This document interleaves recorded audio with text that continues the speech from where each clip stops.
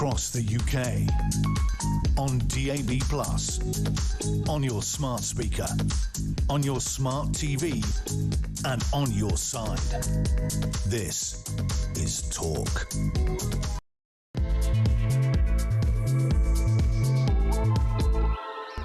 Well, I have to say to you, this is The Late Show with Andre Walker, Asher Gould, and our guest co-host this evening is Charles Amos. But before I say anything else, let me just say one thing to you. Obviously, we are all talking about the issue of Henry Novak. I have been impressed over the past couple of months by Kemi Badenoch's performance. When I was a member of the Conservative Party, I didn't vote for her. I didn't think she'd be particularly good. I genuinely thought Robert Jenrick would be better. But fair play. She has been genuinely good and she's stepped up to the plate and she's been effective in certain ways. Now, I think she's lost many people already, and whether she can ever make the Conservative Party what it used to be, in a sense, is irrelevant. What's important is that she's doing her job quite well. But I couldn't disagree with her more about her point about J.D. Vance, the Vice President of the United States of America. And I'll tell you why. Yes, it is correct that on occasions the allied countries have to speak to each other in private where they disagree with each other. That's correct. But J.D. Vance is not doing that. J.D. Vance is saying, as a politician and as Vice President of the United States of America, our administration has a long-stated strategic interest in returning democracy as we see it, returning free speech, returning genuine debate to countries like the United Kingdom. We believe in Britain's independence. We don't agree with many of the woke ideas that have come up recently, and we believe that it is a national security issue for the United States of America that the United Kingdom is going down this path. As such, I reserve the right to stand up for that. Remember, it was widely said, and we can't prove it, that when Keir Starmer said in the Oval Office, we have a long history of free speech. When he lied in the Oval Office. J.D. Vance told him off afterwards. Yeah. I think, look, people like me and people like Asher may be wrong when we are talking about this, when we're talking about this global alliance for freedom. It may well be that we're wrong about the Blur reforms being terrible. It may well be that we're wrong about the DEI stuff. I mean, we think it's all terrible. Maybe we're wrong. But central to all of that is the concept that the Anglosphere has to come together and we have to return our democracy in all of these countries. And also, Andre, I mean, freedom of speech, just because someone else is saying it around the world, the more in the pot for the voters to listen to, the better they can make their mind up.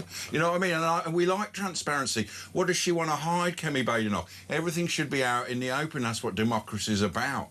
Yeah, what are you trying to hide? Let me give you an example of the issue with abortion in the United States of America. Look, Donald Trump simply said it is not constitutional for the United States government to tell states what they should think about this issue. It's for individual states to regulate. Now, people went, oh, my God, this is terrible.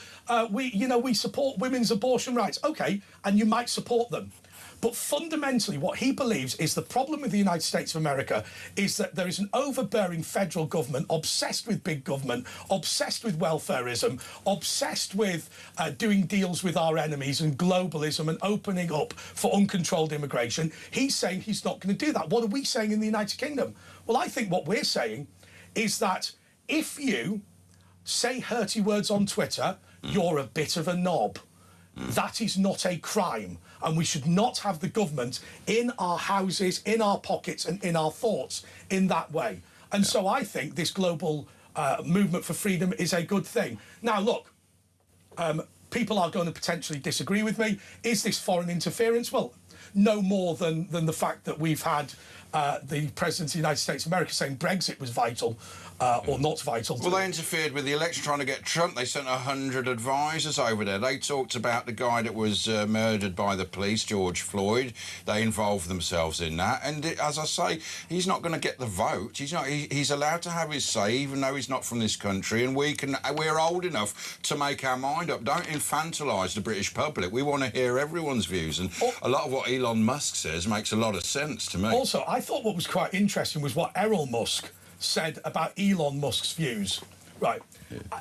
He's a bit odd, though, isn't he? Basically, well, they're all a bit odd, right? Basically, summarise. I mean, he wants to talk to robots and fly to Mars, right? He's a bit strange, right? Very strange. But what they're effectively saying is what you might say in Europe we might be foreign countries, but we're effectively the same tribe, and our tribe has the same issues, and there is a general concern, which has been a long-standing concern over hundreds of years, about overbearing government, and that is the reason that the colonists fought the American Revolutionary War, and it is the reason that there has been all sorts of things, Wat Tyler, the Peasants' Revolt, all those sorts of things. We, in Britain, may have exported our people across the world, but we haven't changed our opinion. Family good, community good, big government bad. Yeah. Anyway, the man who I think knows more about big government bad than anybody else is Charles Amos. But Charles, before we start, let me tell you something that is very funny. My producers came to me before I walked into the studio, and they went, "This odd bloke's waiting for you, Andre." We said, "No, that's our guest. How dare you?" We were very surprised to see Charles Amos on the protest in Southampton with Tommy Robinson, and I said he wasn't there. And they went, "No, there's footage." I went, "I don't care what footage." Oh, I saw that. I said, "I don't care what." Yeah, nice one, man. Hang on a second. No. I said, "I don't care what video." I said, "It's not him." I said, "It's not his vibe." So I walked in, and I'm the first person to say, "I'm just confirming this isn't true. You weren't there." But apparently all week you've been asked about this. I was not there, but my boss showed me this video and he said, "Well, you can't be going to protests in Southampton on a Wednesday on your day off." I know exactly, but I saw the bloke. He's got long. He looks like you. And he's got a better shape than you. He's in better physical health than you. He is. But it he must looks be like said, a Peaky Blinder a bit. Earlier today, I did have a longer moustache and I've trimmed it back and your hair for a bit as well. Today. So there's your brother or cousin, at least that to go on my boss's part and indeed your producer's part. So I had a longer moustache. He stole your image, man. He stole your image. So hang on. This is something that's quite interesting. So I've always said that there are various kind of groups within the right-wing movement. Look, at the end of the day, you know, I'm not a football fan. I'm not a working-class boy. I'm not going to be out with the EDL or any of that sort of thing, whether I agree with them or disagree with them. It's really interesting that you are now one of the only people within our gang, if you like, the university gang, who has had to face criticism or sorry, a response for being on a march. Now, I know you weren't on the march, but just tell us what that's like. I mean, were people angry? Did you get hassle about it? No, not at all. It was meant in jest by my boss and indeed any others that may or may not have said you were on the march.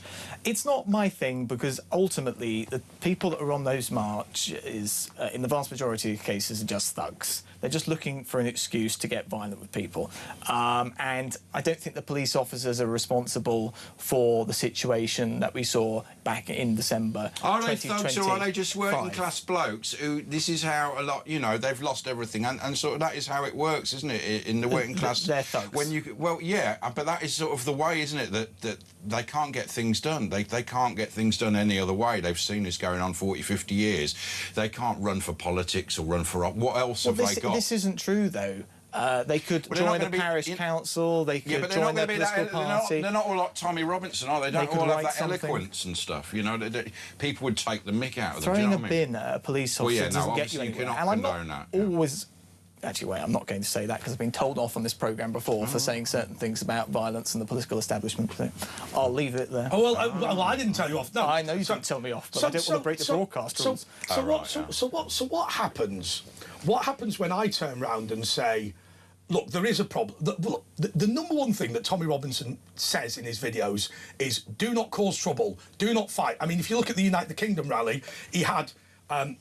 you know, guests, if you like. I'm reluctant to call them protesters because Unite the Kingdom was more of a sort of fair than it was a protest. Yeah, it was a get-together at Parliament Square. But he has their people, the people that are visiting, a ring of security around them and then the police because he didn't want these people directly facing the police. Yeah. Now, look, he is aware, because he's not an idiot, he is aware that any time there is a fight between the police, the video will go viral and it will look very bad for that group. Yeah. The reason that Asher and I don't want to speak for Asher, but I think I know what he would say. The reason we say what we're saying is this. We don't think it's really significant that 5 or 6 people got beard up and shouted at the police. We think what's really significant is that people are so frustrated that the only thing they feel they can do is stand outside a police station shouting. I'd agree. I think that's the proper response to give to this situation in Southampton. I mean, wouldn't you say, I mean, the Peasants' Revolt, were they sort of thugs? I mean, in the end, it is those sort of people that have nothing that will come, and things sometimes change. The Peasants' And the Revolt, Chartists, you know, the Reformation Act in the 1830s, it stopped revolution, that was sort less keen on the Chartists. But if we go back to the English Civil War and the Roundheads and the Levellers that supported them, I would say no, they weren't thugs. They genuinely believed in their cause. They were putting their life on the line. These people weren't just into violence for the sake of it. It was a great personal danger to them. So our four boroughs cannot be accused of the thuggery that these people in Southampton can But they probably did be say accused that. of. They said that in the Chartist, the Peterloo massacre, didn't they? That's what happened. What, they were just thugs? Yeah, well, yeah, they said these were people who would not leave. They were going to cause trouble, and they went in with their, you know, sabres and chopped them down. But then things did change in 18... I don't know the details of Peterloo in 1819. Let me give you an example. The 1832 Reform Act is what resulted, and the rotten boroughs were got rid of. Let me give you an example. Let me give you a more modern example. Right, so a friend of mine did the peer review on the Hillsborough evidence at the time of in the 1980s. Now, the peer review is this, that he's not re-interviewing people, and we know a lot of the statements were lies. Right, but he's not re-interviewing people. He's reading the statements. He's going through them, and he's seeing whether the police in Yorkshire were right to come to the conclusions that they came to, and he was very, very firm on the view that the crowd was noticeably helpful, noticeably non-violent, noticeably, and he read the bits which we now know are not true about people urinating on bodies and robbing the dead. But he said, hang on a second, in a body of 8,000 people, there's going to be 5 idiots, isn't there? Now, my argument is this: is it not anecdotal evidence that you have become convinced that these people are thugs because you've seen a video of 5 people attacking the police, and you've not? I mean, the bloke who looks like you. I mean, you in a fight, I can't imagine being that great, right? They're the most dangerous ones, the ones you don't think.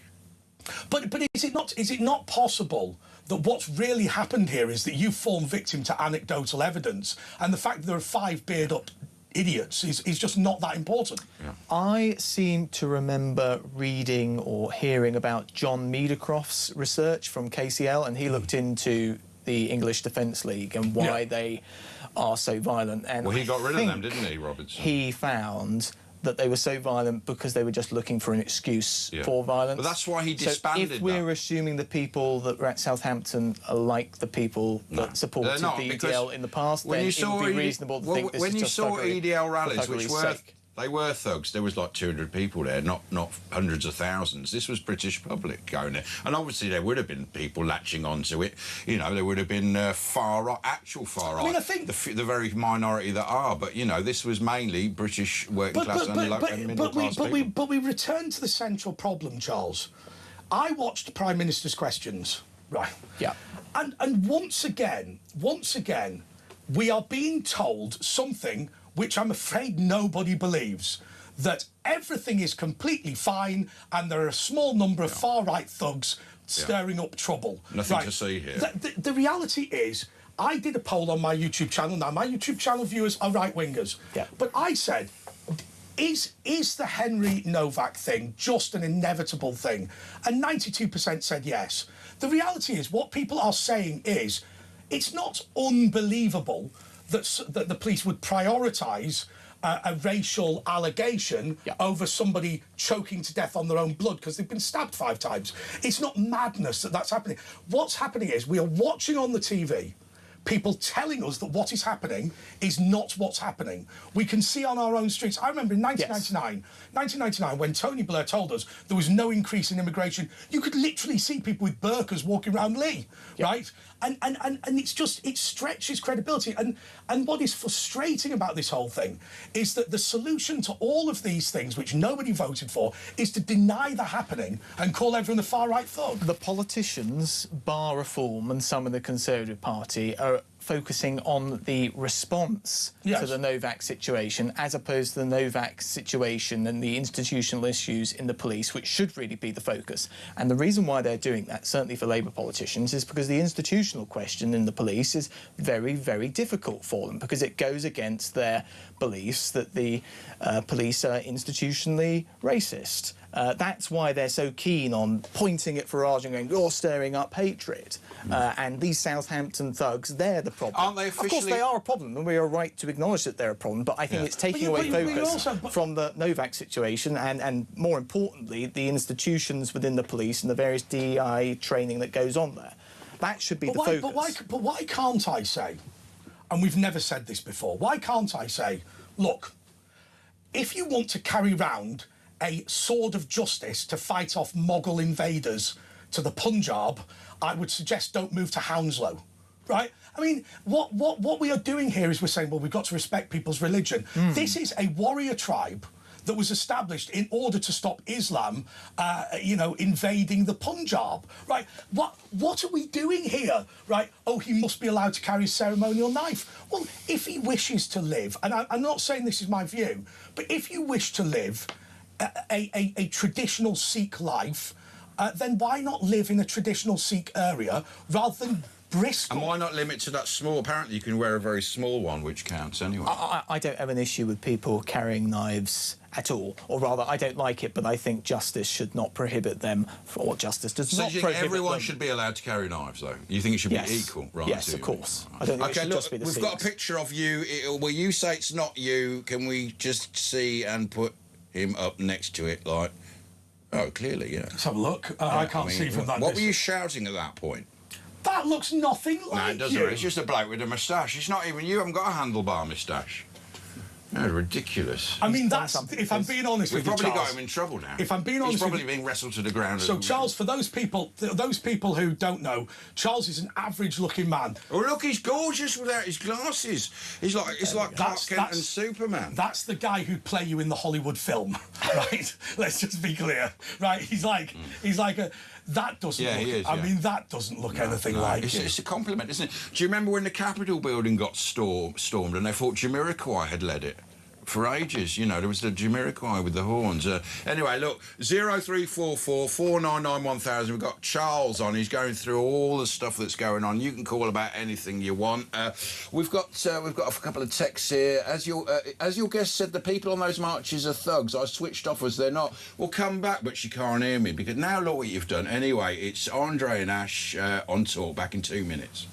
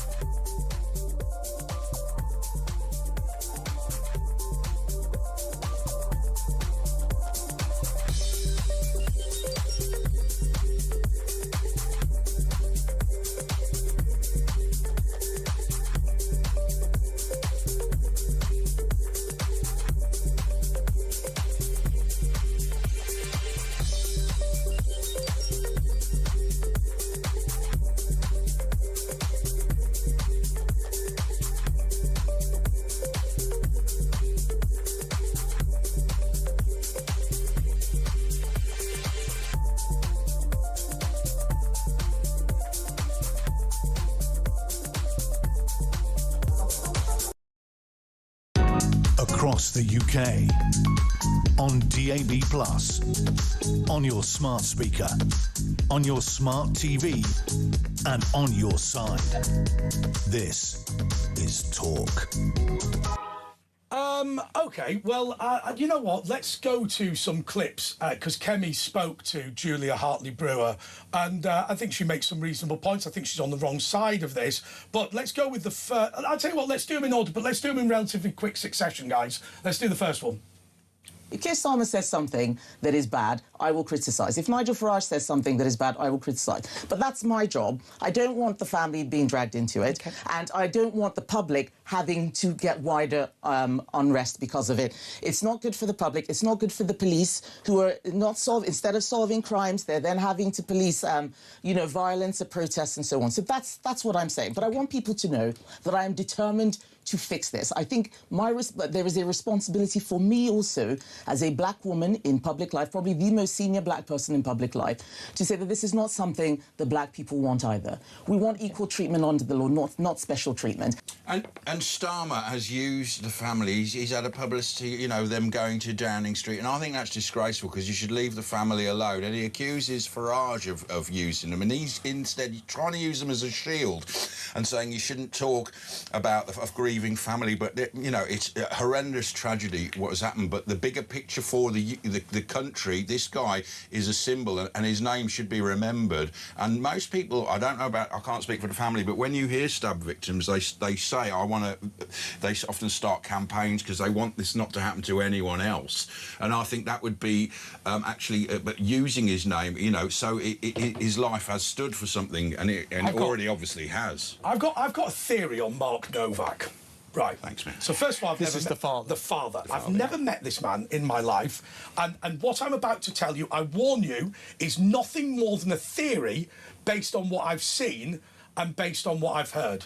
It's remarkable, isn't it, that they are absolutely desperate for Mark Novak to tell everybody to go back to their own corners and sing Kumbaya, light a candle, and all that. Yeah. So what he does is he reads out a statement, which I have to say is the usual statement they all read out.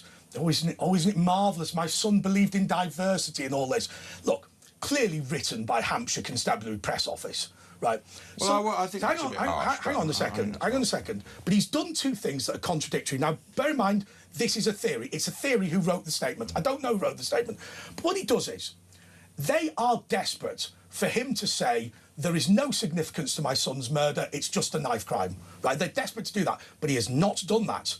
Also, he has not attacked Nigel Farage. He has not attacked Tommy Robinson. He has not denounced protesters. He has not told people to go home. He has not told people not to take to the streets. He's done absolutely nothing in any of that. He's only got the police. Hang on a second. He's done only one thing.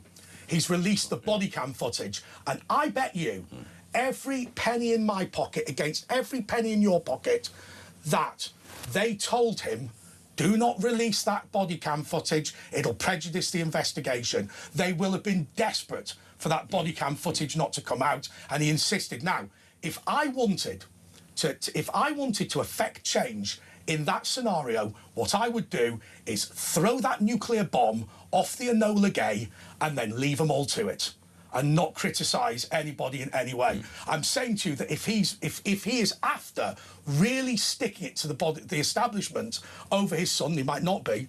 Doing what he's doing is perfect, because they're all going. He's going from meeting to meeting, and they're all begging him. They're all begging him to repeat that statement. But also, not just that. Nothing. Often, people whose sons or daughters are victims of this they want to stop it happening to someone else in the future. It's something, because it means their son or daughter's life has meant something and can affect change. But Keir Starmer wanted to say after that Downing Street meeting, me and Mark both agree that there should be calm, right? The problem is the guy is not agreeing, right? What he's used the dead lad's parents, who are in a terrible state of mind, as a shield for himself.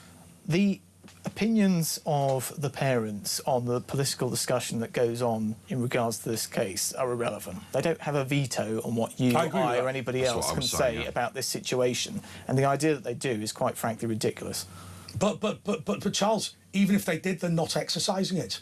Every single person, you watch the PMQs, you watch what Starmer's saying, you watch what the Labour Party's saying, they are desperate to characterise this man as somebody who sees his son's death as merely as merely a knife crime, and who supports the process. I don't think that's true. I think this man is willing to express his arguments in private, and I get that, and he doesn't want it to be about his son. But there's two ways of reading that.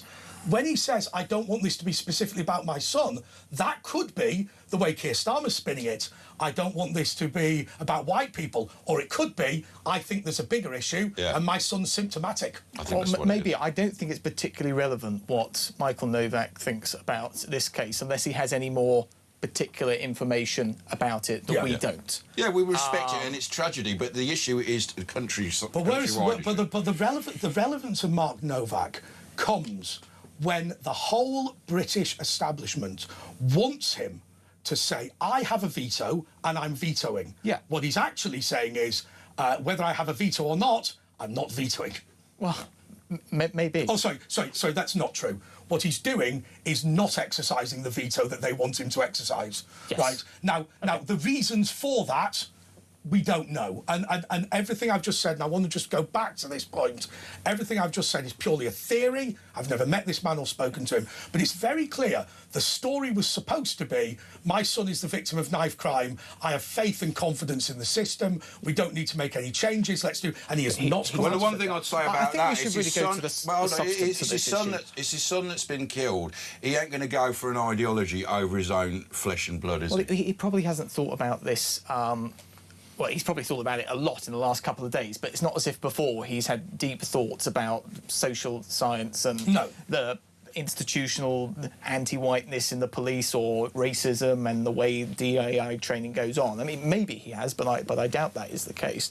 But I think really we should go to the substance of this question, which is, are the police institutionally anti-white? Are DEI trainings creating these kind of predicaments? Because this is symptomatic, possibly, of DEI training. Charles, I'm going to push back. I'm going to push back. I think that your view here is superficial. Okay. Here is the central... So, there are two central issues, one of which you've highlighted. But the other central issue is this. The family liaison lean on you and say, sing Kumbaya, don't look back in anger, and make a nice statement about how everybody is great and this is not right. They're not doing it. So I think point number one is that he's not doing the play that he's expected to do. He did it once outside the police stage, outside the court. But what he's required to say is, my son loved Sikhs. Sikhs are brilliant. They should be allowed to continue carrying their knives.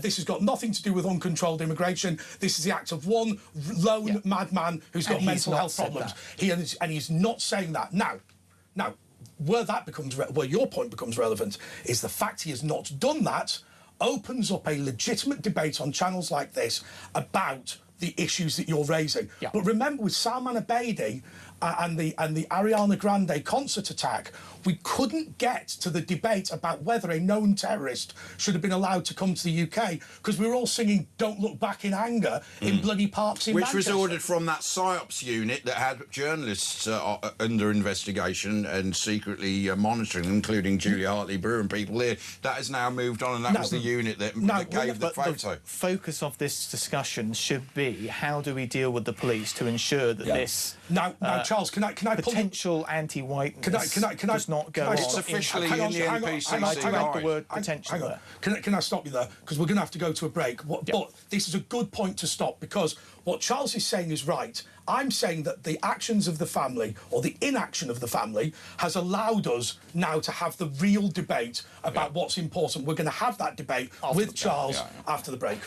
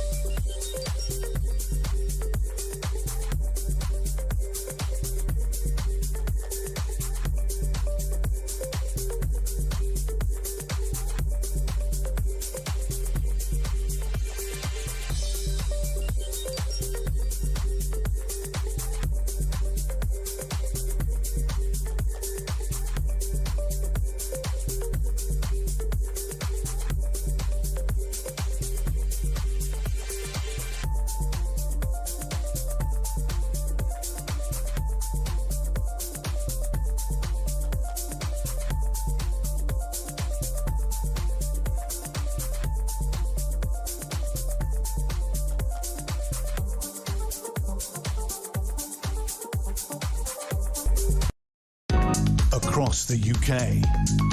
On DAB+, on your smart speaker, on your smart TV, and on your side.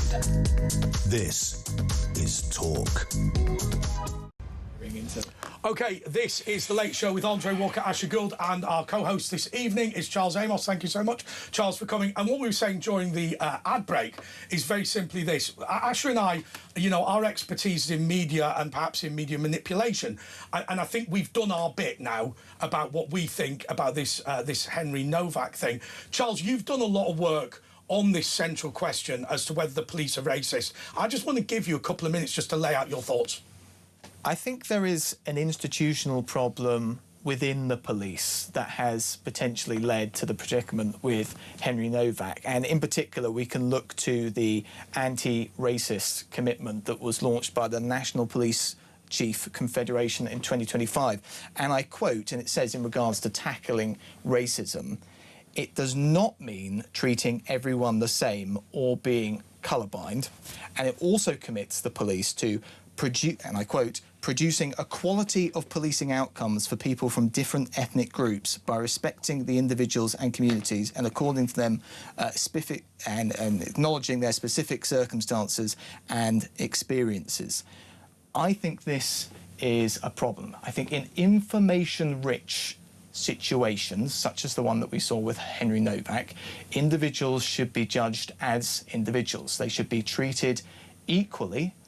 The police should be colourblind. When it comes to situations where you have little or no information, then you can judge people according to statistical aggregates because you've got nothing else to going on. So when it comes to information-rich individual predicaments, then you should judge people as individuals and be colourblind. When you've got no information or very little, then you should judge people according to statistical But their policy is to be racist aggregates. officially. It's in black and white. They are admitting their policy is to be racist. Not institutionally racist. They are officially racist according to the policy you've just read out there. If racism, if the absence of racism means treating everybody equally, then yes, they would be racist. But I'm not too sure what the definition of racist is. Let me give you... So when I read that, I struggled to understand it in a practical sense. I mean, I understood the words, right? But then I watched an interview with a police officer over the banning of Maccabi Tel Aviv from Villa Park. And what the police officer had concluded that meant was that they knew that the local mosques were sending guys with weapons down to Villa Park, but having consulted with Islamic leaders in the area, they had concluded that disarming them would inflame community tensions, and therefore, because they are Muslims, and because of the Maccabi Tel Aviv, they were given effectively the right to carry weapons in that limited circumstance. And what the guy said was... So he was specifically asked, what would you have done if it was the EDL? And his answer to that, which I think is in line with this policy, it was I'll summarise, it was our intelligence that these kids having weapons, as long as we didn't fight them, they wouldn't use the weapons, and that was the best outcome.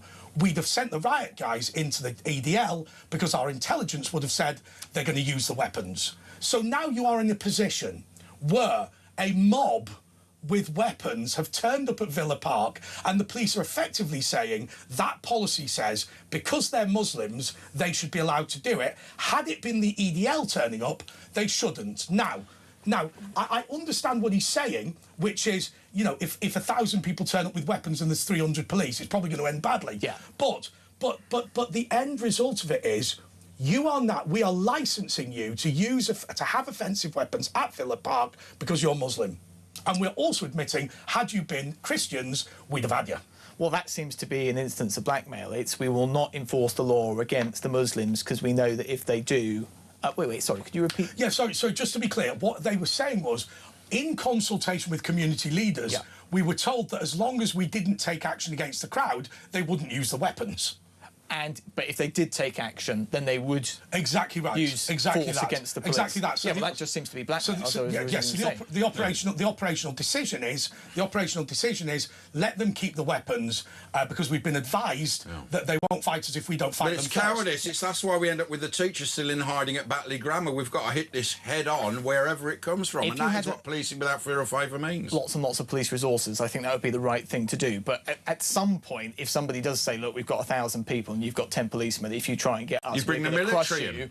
Then it might be wise not to do anything, as long as they're peaceful with the weapons. And if they can't handle the law, you have to bring the military in. I should add, I don't have a problem with people having weapons as long as they're not intending to use them offensively. I think you've got to follow the law. I believe in the Second Amendment for the UK. I think the critical thing is this thing which unequal treatment. I got incredibly frustrated about, where I felt that we completely missed the point of the issue.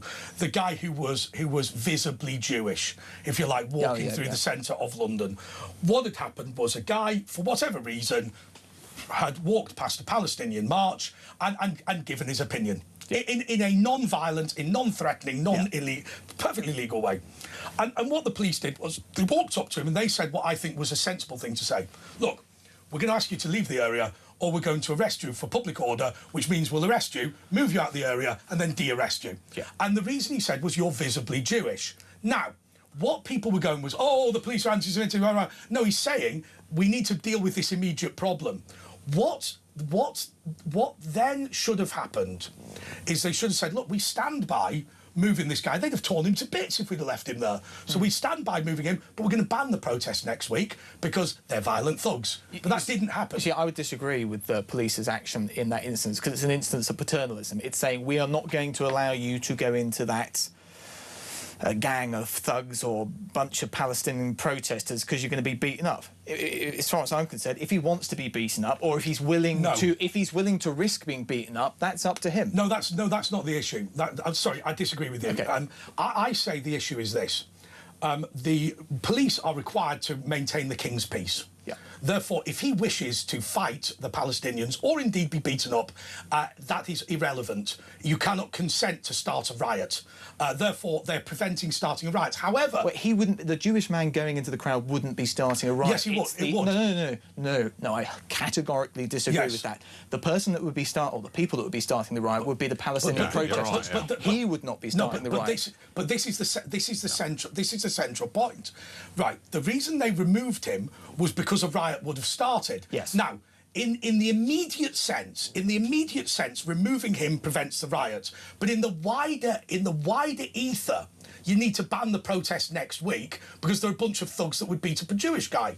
Right. What we did instead on that debate was that we sat there and we said he should be allowed to stand there, which was garbage. No, I mean, you can legally ban a protest if it's deemed to be violent. Now, if the police are saying that if you look Jewish, they're going to get violent, that's being officially recognised by state police as it being violent. And therefore, going forward, you can ban the next protest because it's officially been recognised. We must not miss out on the fact that the Palestinian protesters, in possibly being violent to that Jewish guy, would be morally responsible. They are the ultimate cause. People are not clockwork, wound up and then set off by a Jew or anybody else. But Charles, that's my very point, and I think it's a point that perhaps I've failed to explain properly. But it's extremely important, right? He was being arrested for being visibly Jewish. The issue was there was going to be a riot. The Palestinian protesters were going to start a riot if he... There we go. Right, yes, I agree. Now, what everybody said was the police are being anti-Semitic. No.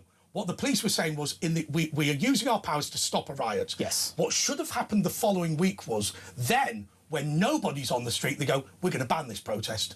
Because actually, last week, we had to evacuate a Jewish guy because you're a lot of thugs. That was the central point. I would say they shouldn't ban the protest next week because it's only a tiny minority that are violent. And you've got all of these peaceful people that would be done over. You put a Jewish bloke in there, it wouldn't be a tiny minority that were violent, would it? It would be quite a few hundreds of people getting violent. I still think, whatever you may think of the Palestinian protesters in London that come and go, the vast majority are peaceful. It is a minority, a very small minority, which are violent. But let me ask you this question. Behave as a mob, though. Let me ask you this question.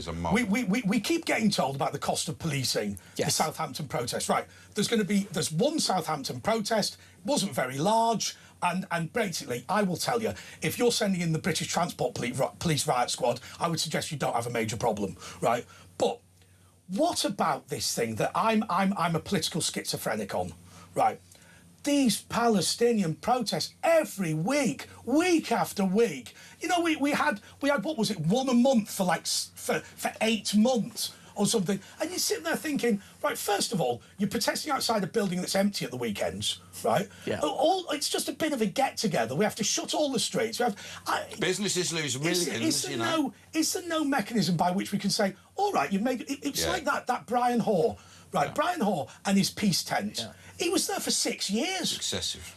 I think this is a very complicated question, and I don't know the answer to it. Because it involves the rightful control of the street, who owns the street in the land of justice, public convenience, rights of way, cars, should they have priority over pedestrians? I think it's a really complicated... But you can't do a protest every week. It's not really a protest. They're trying to get an annoyance, aren't they? Every week. Exactly. That does seem a bit excessive. When I was involved... found my belief. When I was involved in the National Union of Students, they went on a mass lobby of Downing Street, which doesn't have a public entrance, so you can't lobby anyone. Yeah. They did it on a Saturday. The Prime Minister was in checkers, so just standing there shouting. But also, when I saw the way that they brought in that policing bill, I forget which one it was, I think it might be the Police and Organised Crime Act, but I might be wrong.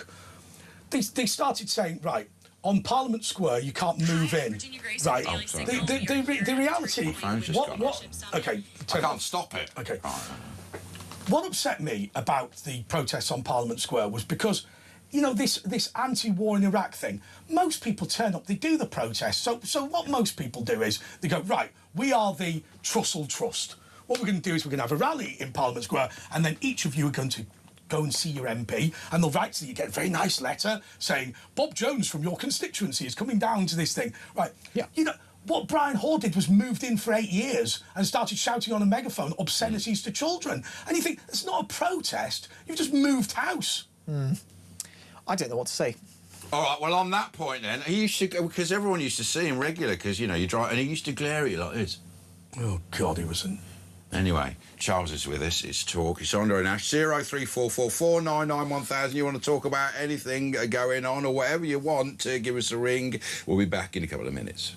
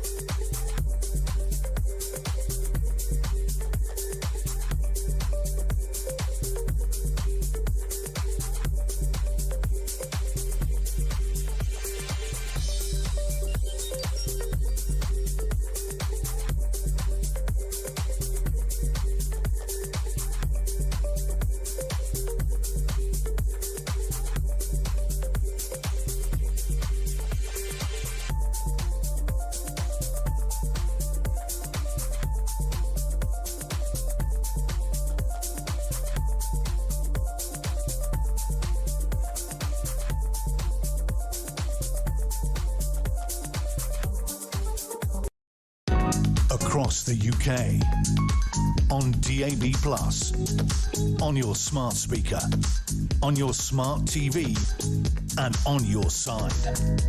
This is Talk. This is The Late Show with Andre Walker, Asher Gould and Charles Amos. Charles, look, I'm confused by this whole thing. And let's call it, forget DEI, forget anti-racism, it's this human rights culture. Right, where the priority of government is to enact your human rights or protect your human rights. From what I can see, it only seems to ever protect the human rights of bad people. And what happens is your right to be a nightmare seems to trump the rights of your daughter to wander the streets without being victimised. I don't understand how We can say, you know, it's wrong to hold terrorists for, you know, 28 days under human rights legislation, and yet we can enact house arrest when COVID comes to Britain for everybody in the country who's completely innocent.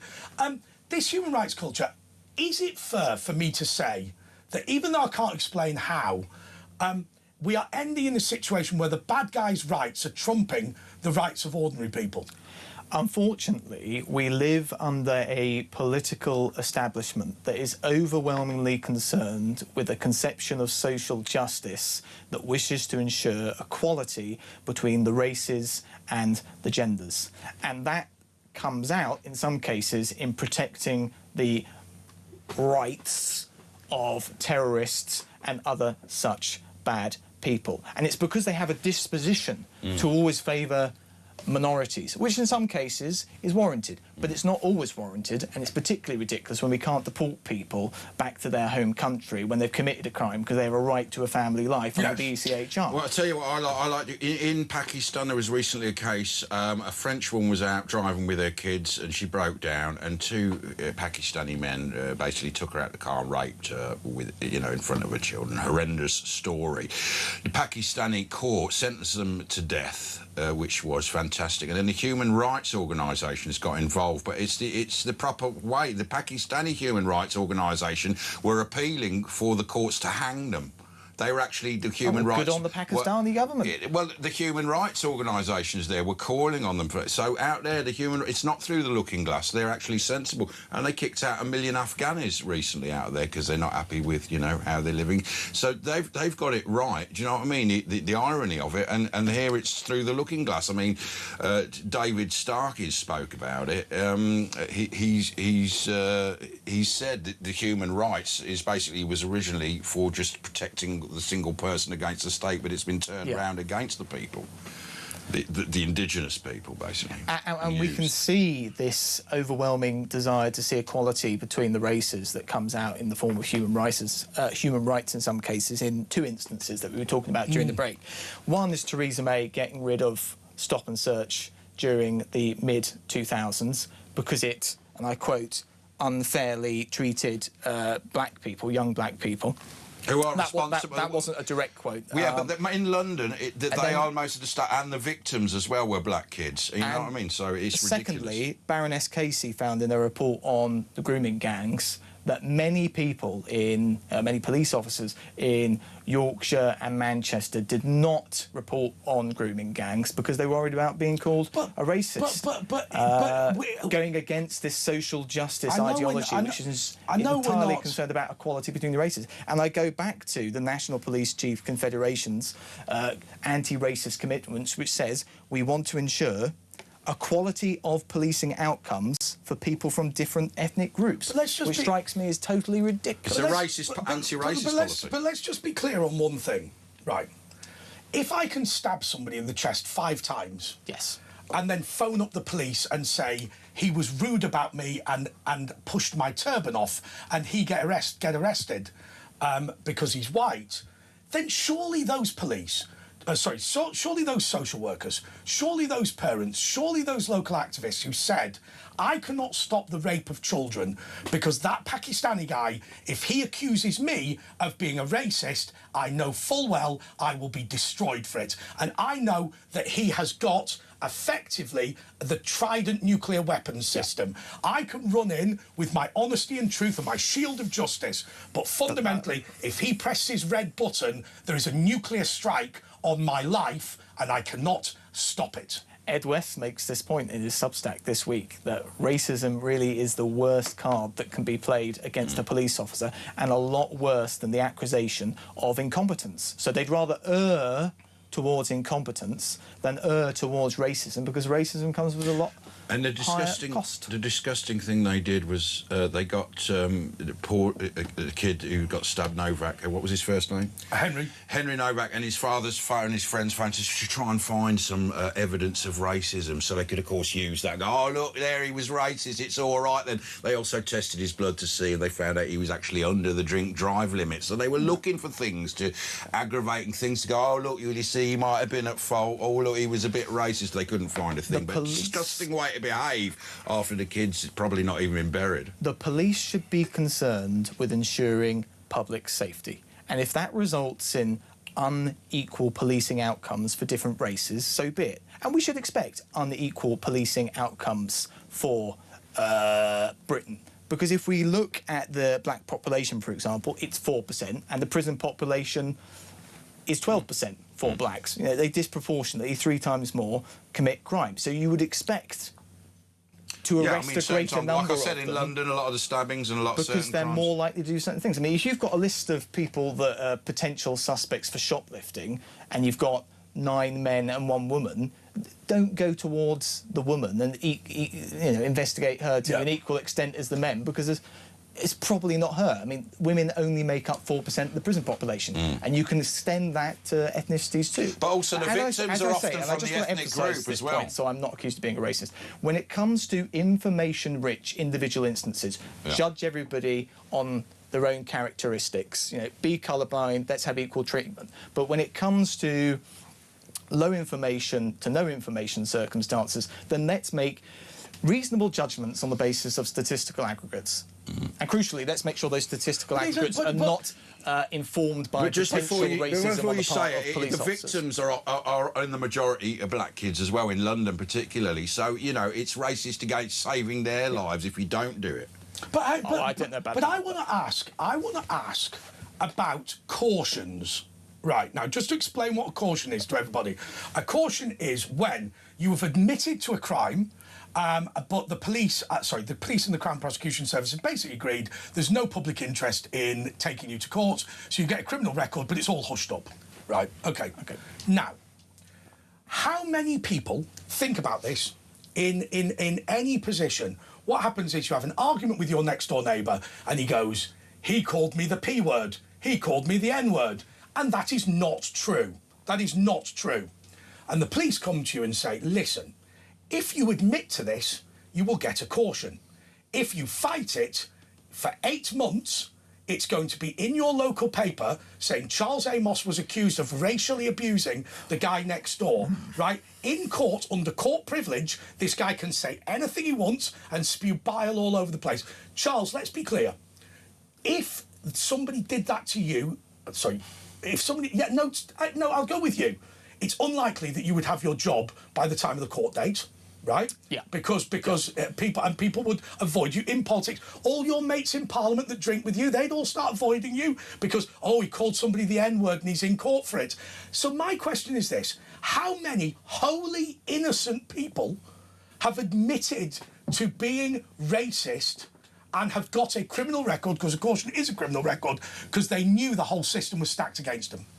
I don't know. But I think it's more than zero. That you've outlined, it does seem that it would be more than zero, because you'd just take the criminal record and the caution if you knew it was going to be dragged through the court, and then potentially you were going to get the criminal record anyway. Because let's be clear, how many people are like Graham Linehan who can spend 50 grand on a legal defence? Very few. Very few. So what happens is you're stood up on your own against a Crown Prosecution Service barrister. I mean, they're not very good, but... That wants to ensure quality of policing outcome. Who, by the way, is almost certainly a lefty, because the Crown Prosecution Service has been captured, and they just trowel it on. So I believe now... With the judges who have also been captured. Now, here is the one thing. There's no point in me coming on this show where I have a responsibility. I have a responsibility to tell the truth. I don't know how many people there are, but I will tell you, Charles, if you were in that position, you would take the bloody caution and admit to using the N-word even if you hadn't. I think there's a very good chance of that, yeah. How many other people did that? How many people did that? I'll tell you what, I think it's a fair number. The reality is, the allegation of racism is a spell. The minute you cast the spell on the police, you've got them. Absolutely. You've got them. But I think it should be said that man is naturally prejudiced against those people that don't look like himself. So I think that the leftist sentiment of anti-racism does come from a wish to correct that. and that needs to be acknowledged, that we are all prejudiced by our nature. We all grew up in tribes. I disagree with that. I think you favour your own family and you favour your own community, and it's concentric circles. But we grew up in tribes before the Industrial Revolution, before the Agricultural Revolution 10, 15,000 years ago. Natural thing, and we were better able to survive by protecting our tribes. So it will be within us to be tribal. When I grew up, the Irish Catholic gang and the Jewish gang might have nodded to each other in the streets. We didn't go round to each other's houses, right? Exactly. There are separate groups, and there's concentric circles, isn't there? What would you say then to this recent study done in the last 10, 15 years, which put out exactly the same job applications to exactly the same jobs, one with a Muslim name on it, the other with a normal Christian name on it, and it found that the Muslim named CVs got a far lower response rate than the Christian named CVs. Exactly the same CVs. The only things that were different were the names. So I can talk about myself there. If it was Steve Jones, Brian Jenkins, and we'll have loads of British names, yeah, those would wash over me. Yeah. Someone called Mohammed Iqbal Khan, I would notice that, and I would do something. Now, it might be that I take more notice of the CV, but you are right. When you see something that's not your regular world, you do something, don't you? I don't know what that is. What that example shows is people are naturally prejudiced because the only difference there is the name closely associated with the ethnic identity. So the fact that they're not replying to the individuals that have Muslim-sounding names shows that they are. But it's switched around now because white guys aren't getting. There's people who are saying, "Oh, I put a foreign name and then I got the interview." But I think that's the point he's making. What's happening is you will take different action based on. I mean, there's the famous scene in The Office where he does internet dating, where he goes. Gareth Keenan says to David Brent, "There are two black women that have been recommended to you. Why don't you pick one of them just to prove you're not a racist?" And they said, or you can have them both. He said, "Well, let's not have two." But it is. But I think also, I think people are normally naturally attracted to people that are more in their world. So I think... I'll tell you what, Andre, in the 80s and 90s, black and white kids used to hang out together, play football, and actually, I think in the 90s we got to the most amazing stage where, everyone was accepted and we were all cool, and it was really at a pinnacle, and then all this DEI came in. I think made it worse. We should be colourblind in regards to our that's what it was like. But what Asher is talking about, a load of people from the Caribbean who are basically culturally British. Well, and Asian guys, Muslims and everyone was pretty much... What we are talking about now is we are talking about people coming to the country, ignoring this issue of racism in the police. Yeah. We're talking about people coming to this country who are from completely alien cultures. I mean, my mate who's from Jamaica did GCSEs, and the reason he lives in the UK is because as a Jamaican citizen he was entitled to join the British Army, right? Hardly very foreign given he's Church of England, right? But we're talking about people now who are completely not, well, actually alien to British culture. And they've been allowed to continue living in their own enclaves. I mean, I would suggest to you that Ian Wright is hardly a problem for the cultural issues in this country. He's completely British, he's just got black skin.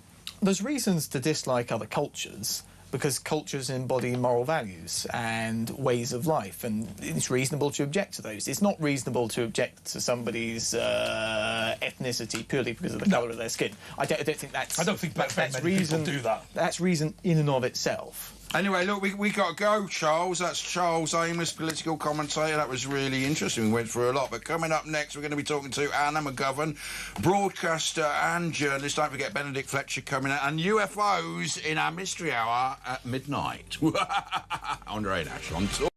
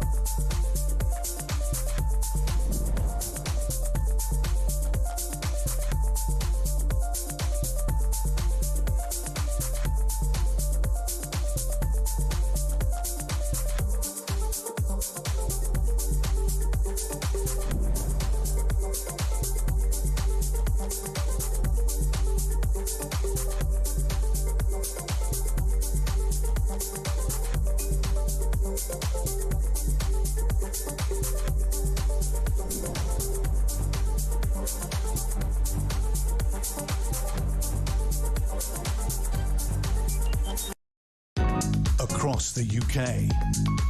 On DAB+, on your smart speaker, on your smart TV, and on your side. This is Talk.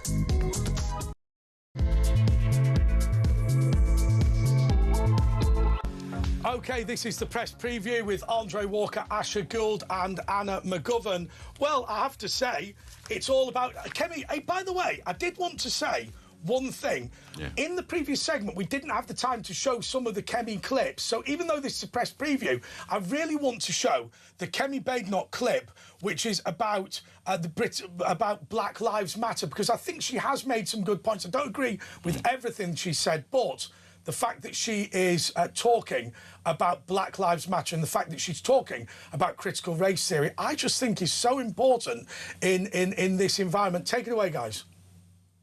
It is a political issue, but it should not be used for the benefit of a political party. I am the one person who has been speaking about this for years. At a time, you will remember, Julia, when I came out and said we shouldn't. This Black Lives Matter movement. In 2021, you were in government this at the movement time. is not right. They're promoting critical race theory. That, of course, yes, you know, some people were saying Black lives don't matter. Look what's happening to us. There's so much systemic racism, and I said, of course, Black lives matter. But that's this movement, this BLM movement, is pushing things that are going to cause problems, and now we see that. I wrote a letter in 2023 to all public authorities saying there is no hierarchy of rights. Everybody is protected. A white man is protected by the Equality Act in the same way as a black woman. Yeah. By the way, I don't agree with that. I think the Equality Act is deeply discriminatory. But we've got Anna McGovern for the press preview. So before we talk about the press preview, I do want to talk about that.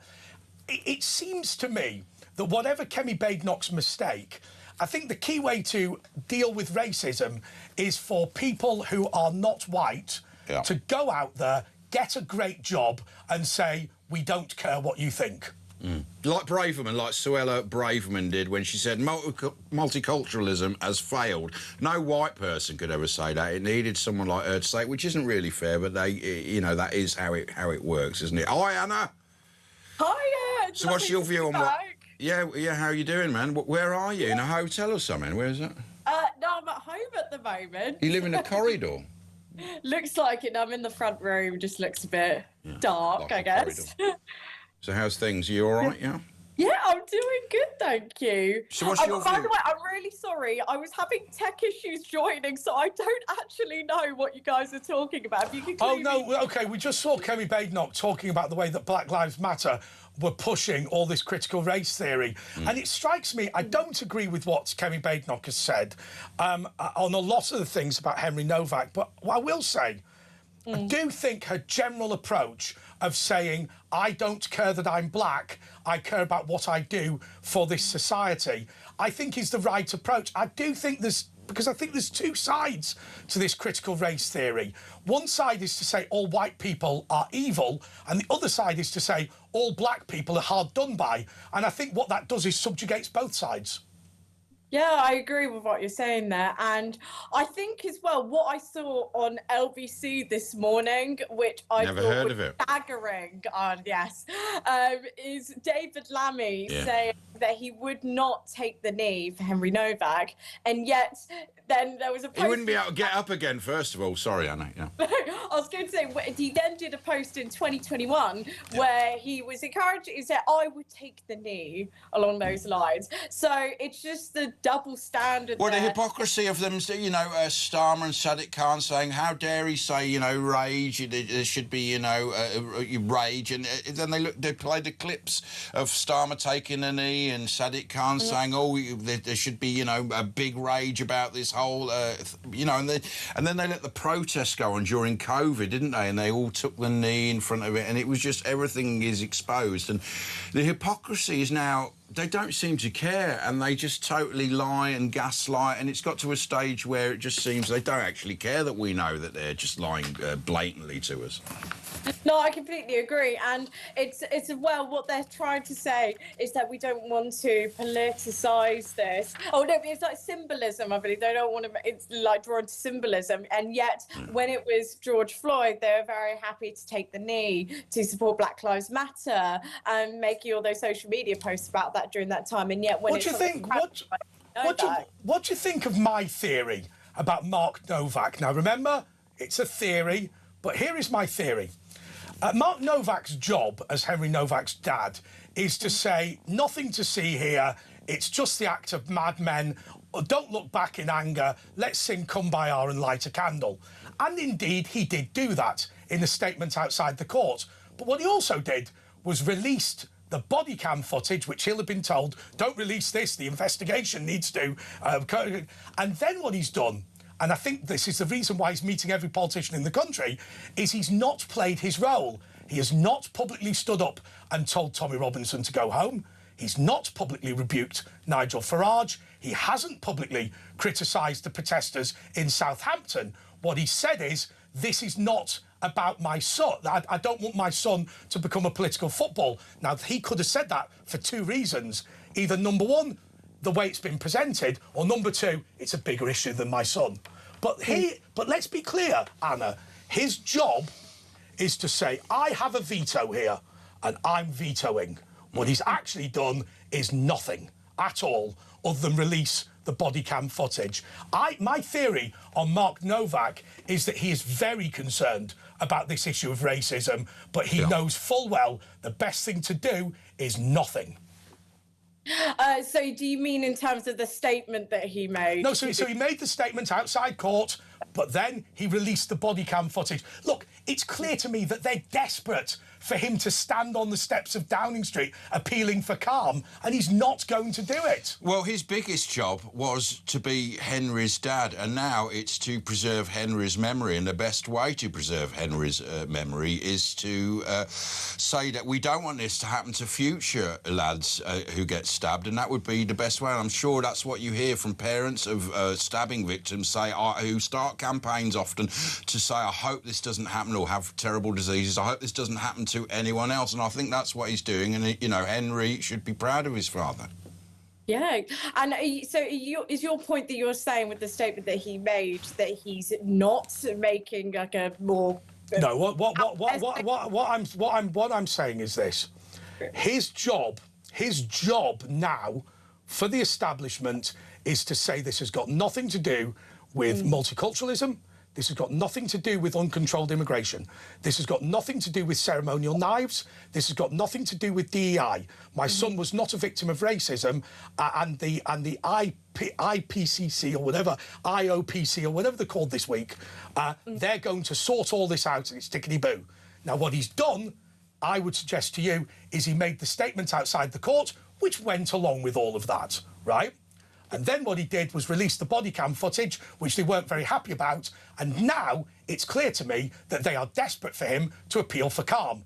And he's not doing it, right? He didn't go to Downing Street and stand on the steps saying, in memory of my son, don't protest outside Southampton, please. He's not said any of those things. And I think what we've seen is the first person who has failed to go along with the playbook. His job was to denounce Tommy Robinson. He had a pop at the police as well. His job was to denounce Nigel Farage. His job was to say that uncontrolled immigration wasn't the issue. His job was to say that Sikh ceremonial knives are fine. His job was to say that the police had behaved properly. His job was to say there was no institutional racism. His job was to exonerate the College of Policing. His job was to say that the Stephen Lawrence overreaction had nothing to do with it. My point, Anna, is he's not done any of those things. And as a result of not doing any of those things, we can now have a debate on the real issues. I think the reason he's not said any of those things is because those things are not true, and he's not willing to go on the media and lie. No, I completely agree. I think that's a very powerful thing you've just said as well. And I saw the footage as well from Southampton, and the amount of people that just went down there in anger. I just think across the country that so many people are fed up. And it's also the double standard of what we're seeing from our politicians as well. Like I was just saying earlier, that they won't take the knee for Henry Novak. They were very silent for quite some time about this issue. As were the most of the media, apart from us and a couple of other organisations. They were trying to shut up. Now they've all jumped on the bandwagon because they realise how terrible they look. And the politicians, the backbenchers of Keir Starmer are rising up against your job, Asher, repeat after me. Far-right thugs dividing our community. Yeah. That's your job. That's my job. That's Anna's job. But I would suggest that nobody's doing that now. We never have. No, and no, exactly. And Matt they were silent for quite some time until there was just no choice, until there was just so much anger out there that they had no choice but to actually report on these things. The politicians had to speak up. And again, I think this is just the double standard. I would imagine if Henry Novak was a black person, say, I think it would have been a very different reaction. But because it's Henry Novak and he's white, I think that's why we've seen this. Yeah, there won't be a Henry Novak Street, will there? Or maybe they will be, you know, no. in the future. But it was remarkable. The way that they went ahead with this they went ahead with the plan anyway, and said Henry Novak's father has said that we shouldn't do any of these things. Has he? Has he really? Because I've seen him say nothing about Nigel Farage. Well, I think he's come back and said, no, I don't agree with what Starmer said. I think he's actually said that. I'd be very interested to see if, like, as time goes on, if he would say something more out there, if he'll actually speak out. That would be very interesting. It's early days, so... I don't think... if I'm being honest... I don't know how sophisticated he is and how much he's just living day to day. I suspect he's living purely on instinct, but I don't know. But reality is, if he wanted to have the debate about racism in the police, he should do everything he's doing, which is he can always point to, I gave the flannel statement outside the court, I said all that, and now what I want is for my son not to become the centre of all this. Right, if you do those and release the body cam, that body cam footage killed him. Right, now Henry Novak does have a veto. He's the only one that can save them. And as long as he doesn't do anything, they're not saved. Do you see my point? If he puts out the body cam footage, if he doesn't appeal for calm, if he does nothing, then he's good to go. And then he can say, well, I made the statement outside and the body cam footage was not edited. I'm a team player. Whereas I think if he actually did start gobbing off, they would discredit him and discredit his son. No, exactly. OK, well, look, Anna McGovern's here, and we're going to go through the Times, and we're going to talk about J.D. Vance's linking the teen's death, the Henry Novak's death, to invasion of migrants, and some strong words, and I think correct words, and Starmer doesn't like it. We're talking about that with Anna McGovern. It's me and Andre on Talk. You can give us a ring, 03444991000, or if you're a bit scared, you can leave a WhatsApp audio message, and we'll play it later. Back in 2 minutes.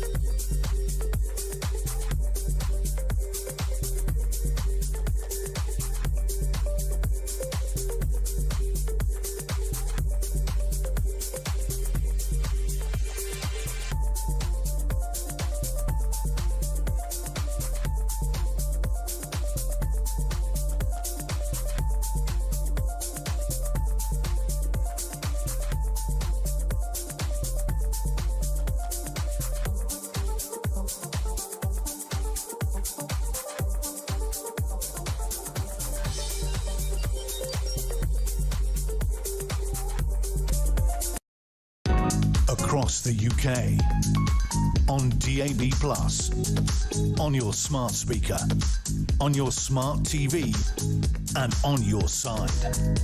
This is Talk. Yes, this is Talk. This is a press preview with Andre Walker, Ash Gould and Anna McGovern. And the first bit, we didn't talk much about the press, but Ash, what have you spotted? Well, the headline in the Times, Saturday Times, Vance links teens' death to invasion of migrants. The US Vice President blamed Henry Novak's death on the mass invasion of migrants and said it must be met with righteous anger in an explosive intervention on social media. Vance accused European elites of failing to stand against the politics of self-hatred and the mass immigration of people who despise the West. He said Novak died the same way a civilization dies, abandoned, handcuffed by authorities who neither trusted nor cared for him and accused of hate crimes he did not commit. So Keir Starmer accused the Vice President of using Novak's murder to create further division, his strongest criticism of the Trump's administration. What do you think, Anna? Where's Anna gone? I'm here. Oh, yeah, you can see me now. Yeah. So I think what's happened now is that in the UK, this crisis of immigration has gone completely out of control, starting the Conservatives and now the Labour government as well. And you see more and more of this. And people, for a start, I think people now can see the issue that we're seeing in this country and now the impact and what's now consequently happening. And in the European cities, they've got it even. We've seen the riots in Paris. They're trying to cover it up, but we're seeing it now, and it looks like, you know, Europe is burning. Exactly. And then as well, back to what we were saying before the break with the Labour government as well, the fact that they don't want this to, they're saying that they don't want to politicise this to cause division. And if it was George Floyd or something like that, they were very happy to do that. But he died for political reasons, didn't he, Anna? He died because of political correctness. He died exactly because of political issues. Of course, it's politics. Exactly. And I think with the US as well, they're calling them out, and across the world as well. And I think for Keir Starmer, he's got very, very, very borrowed time, I personally think. His backbenchers are revolting against him. They're all revolting in that party. Backbench MPs are revolting against him, that they've had enough of him as well. They don't even like him. Yeah, but they think he's been insufficiently robust on defending the rights of Sikhs to carry knives, insufficiently robust on criticising Nigel Farage, insufficiently robust on banning protest by Tommy Robinson. I mean, you know, if you think Keir Starmer's a crank, and I do, I mean, he's one of the more sensible ones. Well, I wasn't actually aware as well that they can carry a knife for Sikhs because it's religious reasons. As long as you wear the turban, you can carry a knife. Oh, that is unbelievable to me. I did see one post on X where a Sikh was talking about you can get, if you wear, I believe, a badge with a knife on it. Yeah, that is enough, apparently. Yeah, you can carry any knife. It can be 1 centimetre. So that's what it should be limited to. And blunt. Yeah, that's what I don't know if that's 100% correct, but I saw this. No, it is definitely correct that the knife is a symbol. So it doesn't have to be a bloody carving knife that you can kill somebody with. Yeah. It can literally be a pin badge that's 1 centimetre and blunt. But you shouldn't be given the choice, because if you're given the choice between a big blade that would be, you know, maybe useful in defending yourself and a little one, well, you're going to pick the big one. And if you're a man like him, who was obviously obsessed with knives and had problems at his temple, apparently, you know, there should be limits, obviously. I mean, I know there was a case a few years ago of a Sikh guy that was attacked down an alleyway by 3 other Sikhs, actually, and I think they ended up the man defended himself and killed all 3 of them up this alley. It was self-defence, he wasn't convicted, but, you know, it does happen that people... And why should someone have an advantage? Why should there be preferential treatment for, you know, one person can carry a knife and, you know, other people can't? Absolutely right. Yeah. And as well, Keir Starmer is talking about there being a big issue of knife crime in this country, and yet you're allowed to walk around with a big blade to honour religious reasons. Yeah. That just sounds insane to me. That should not be allowed. And I think as well, just with Vance using really strong language, it's just, I think because people have had enough and they could see the insanity that is happening in the UK for what it is. Yeah, and I think, you know, a big majority of the population of this country are happy that they're involving it, because I feel that our government is the enemy of the people. I mean, they are. I mean, that's our starting point is to say, look, it is the tradition of Sikhs to wear a knife, therefore we should respect that tradition.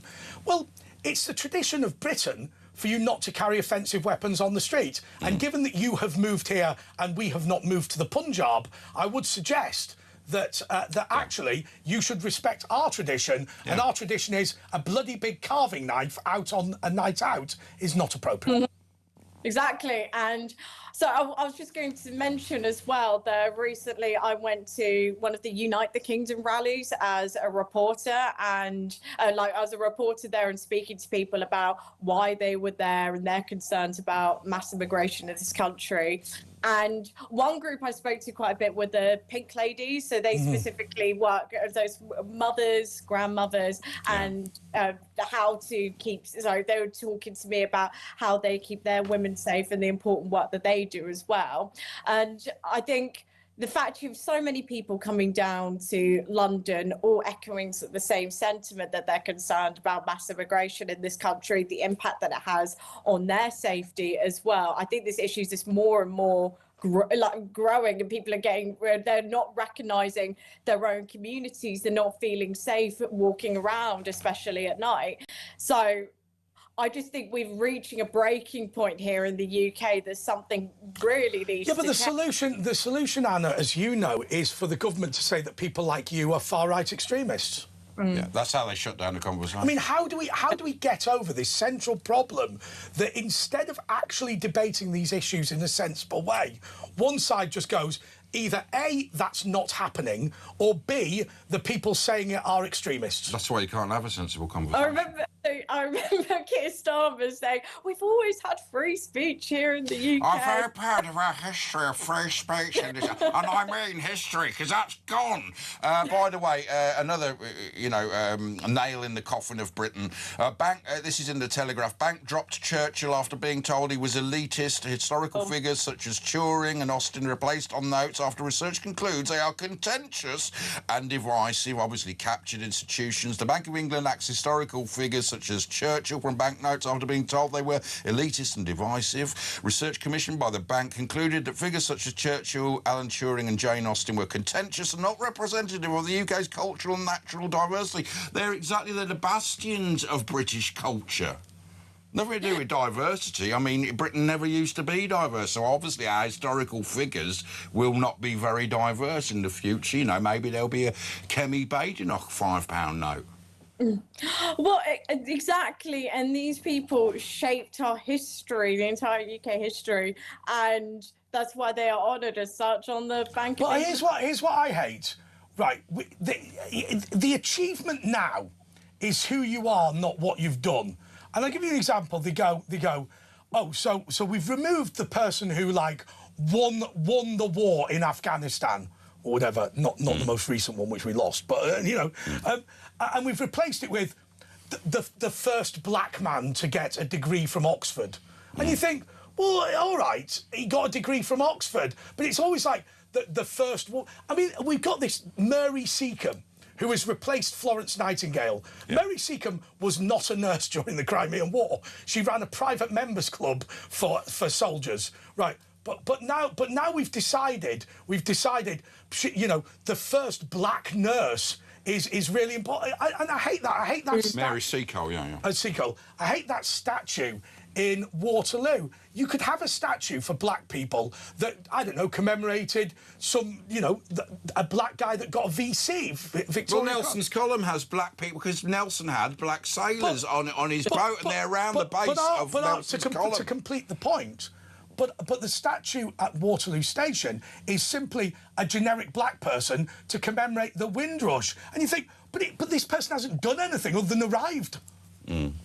Well, and so the Bank of England notes are going to be replaced with nature. Like chaffinches, otters and things. I don't want an otter. I want Churchill.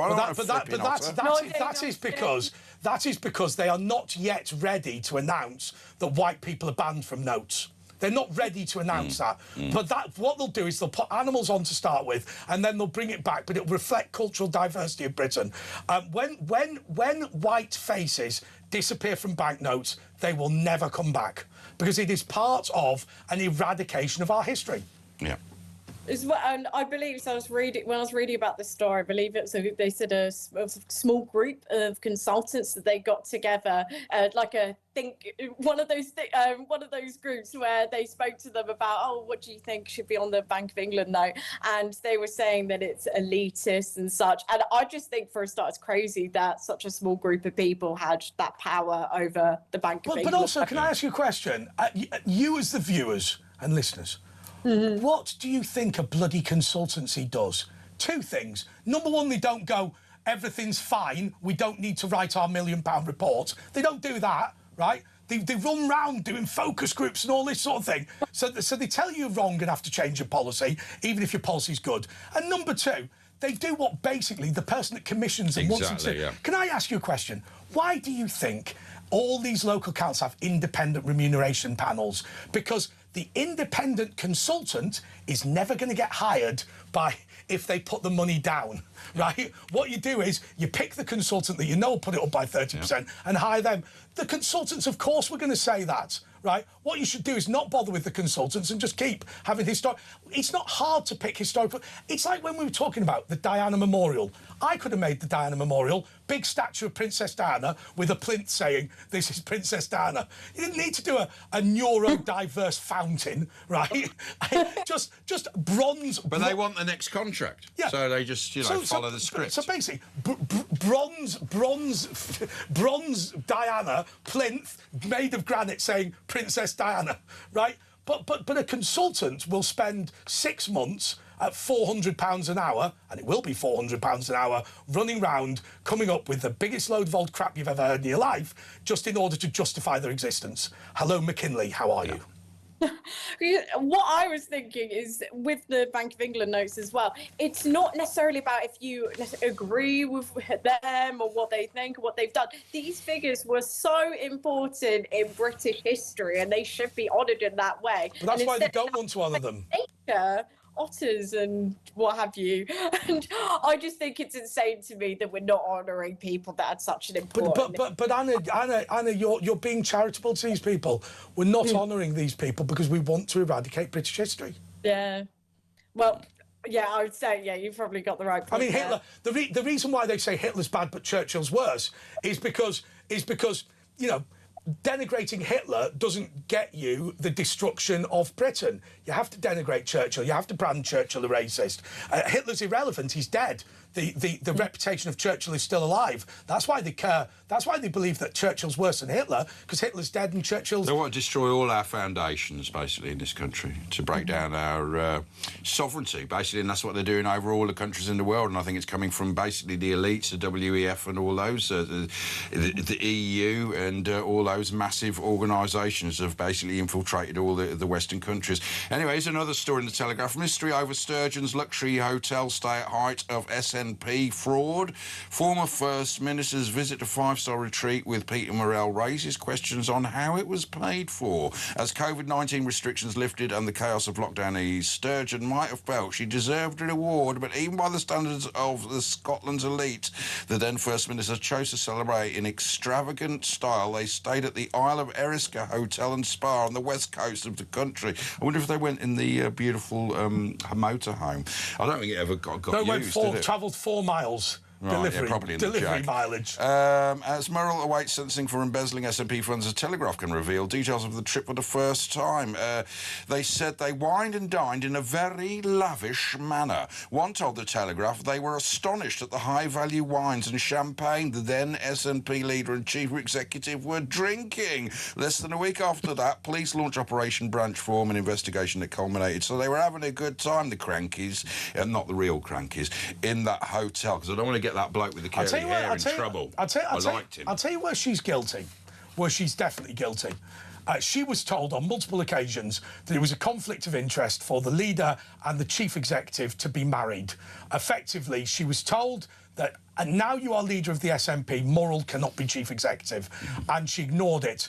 and she kept him on. And the reality is, the checks and balances that should have protected donors' money did not exist because of her willful refusal to put those checks and balances in place. Now, whatever else she did becomes irrelevant because actually her failure to protect the party and their donors in that way is much more serious in terms of the political vibrancy of Scotland than had she been actually guilty of a crime.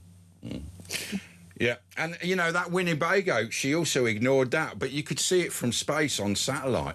Anyway, Anna McGovern is here. It's Andre and Ash on Talk. We'll be back with more of the papers, and give us a ring, 0344449. There was Anna. 03444991000. We'll be back after this.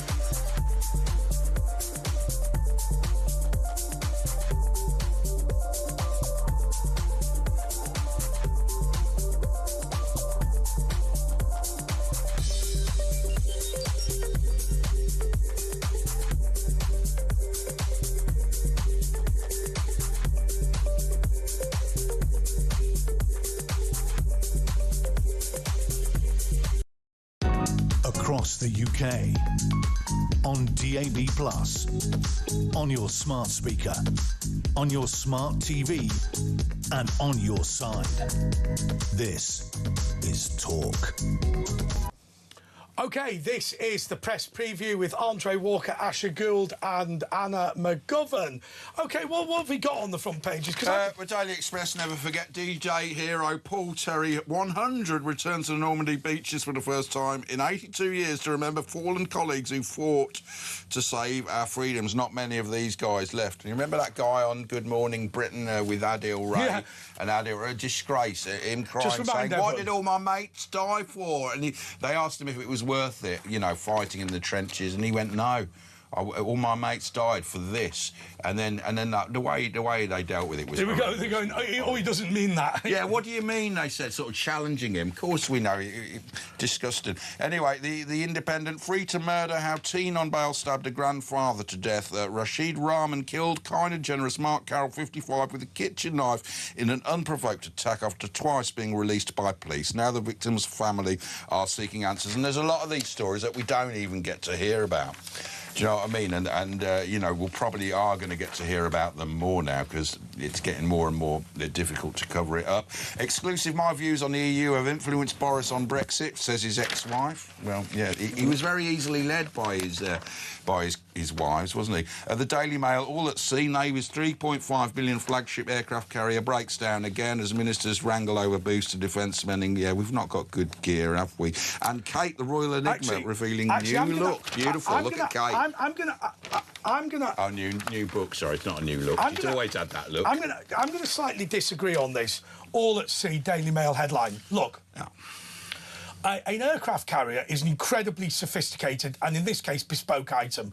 So the Queen Elizabeth class only has two ships, the Queen Elizabeth and HMS Queen Elizabeth and HMS Prince of Wales. Right. It takes years to iron out all of the problems. The issue that we've got is not that these aircraft carriers are bad, and not that the sailors on board are bad at their jobs. The issue is there's been no investment in the Navy for so long that we're reliant on things being rolled out before. I mean, if you look at, you know, what is it? Is it called the Dragoon class, HMS Dragon? You know, we had so few ships that we were relying on one that was being refitted to make it to Cyprus quicker than Iran could fire weapons at it. It's ludicrous. We had to borrow ships off the Germans to take part in manoeuvres. I mean, and the other thing is, don't think that an aircraft carrier goes out on its own. It has to have about 8 other ships around it. You know, it has to have, well, I don't know what they're called, but battle crews basically defending it. It's called a carrier strike group. Exactly. But Anna, on a serious note, look, we've got.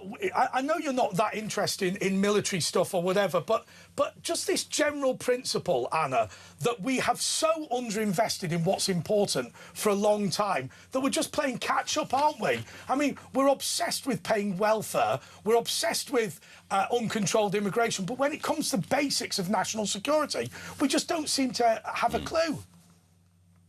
I would agree with that, and I think especially this government are caught up on completely the wrong issues.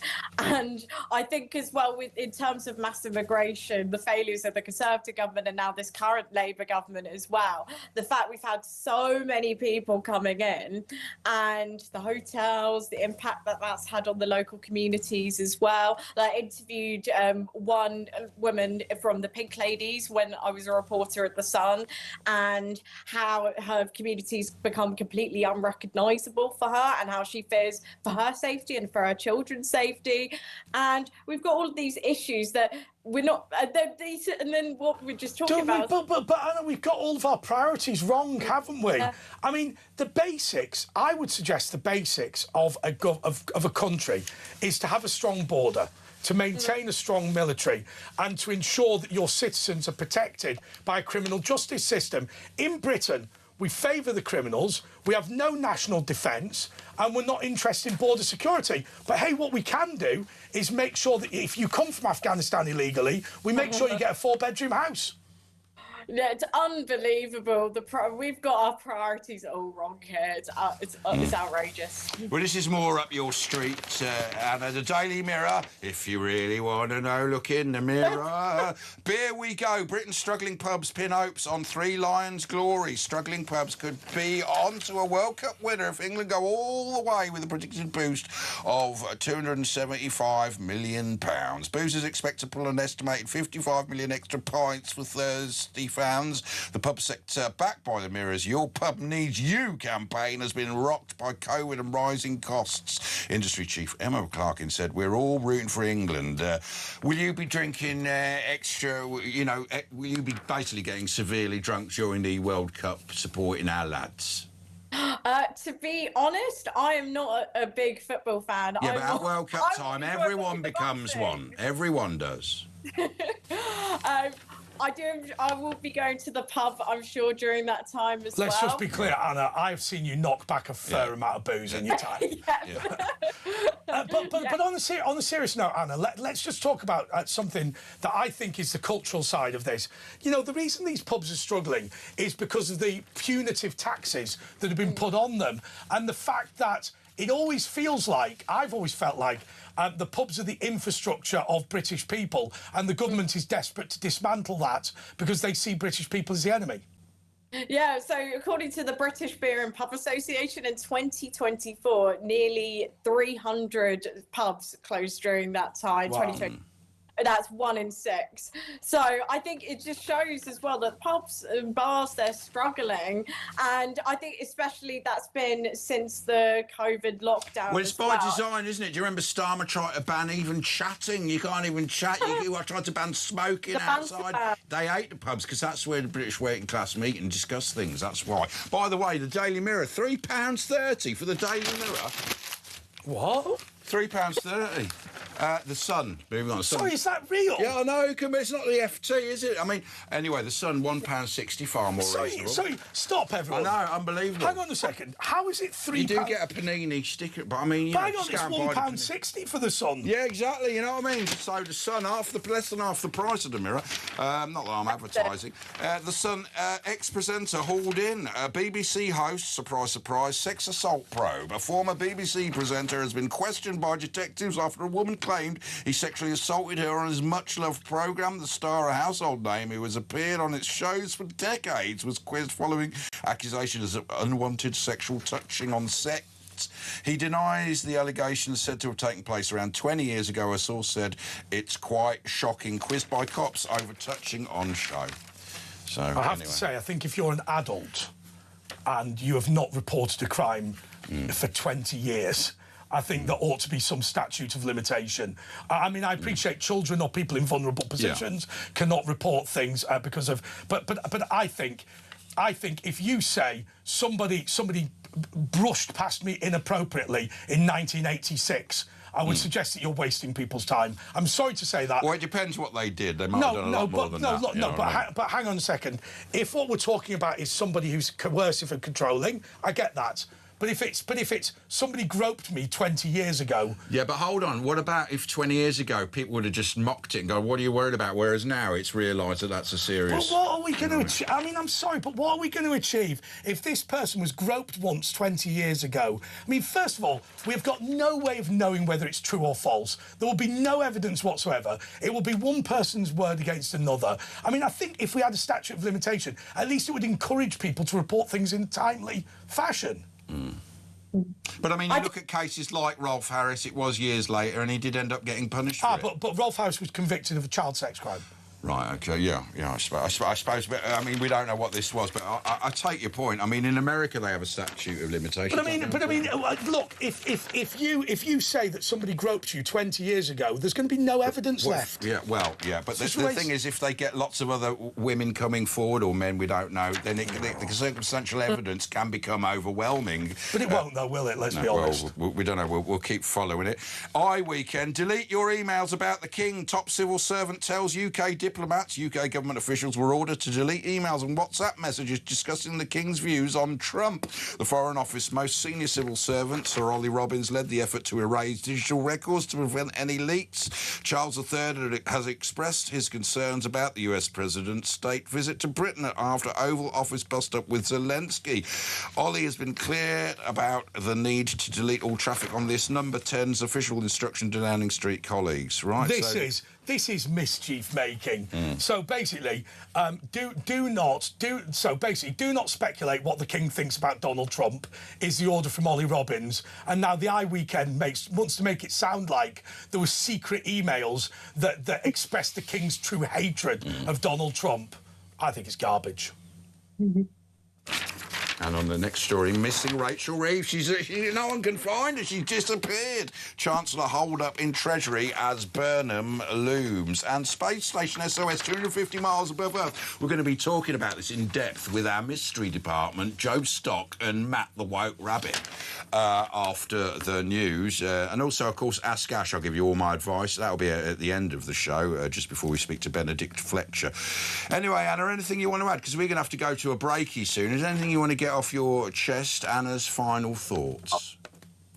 Final thoughts. I think it's been a good show, and that's I don't think that Anna's final thoughts is that she thinks it's been a good show, and she only thinks that. She doesn't know. She doesn't actually believe that. I think it's a nudge department. Anyway, thanks, Anna. Thanks for being with us from your house, your corridor. 0344 499 1000. We'll get your calls in after this.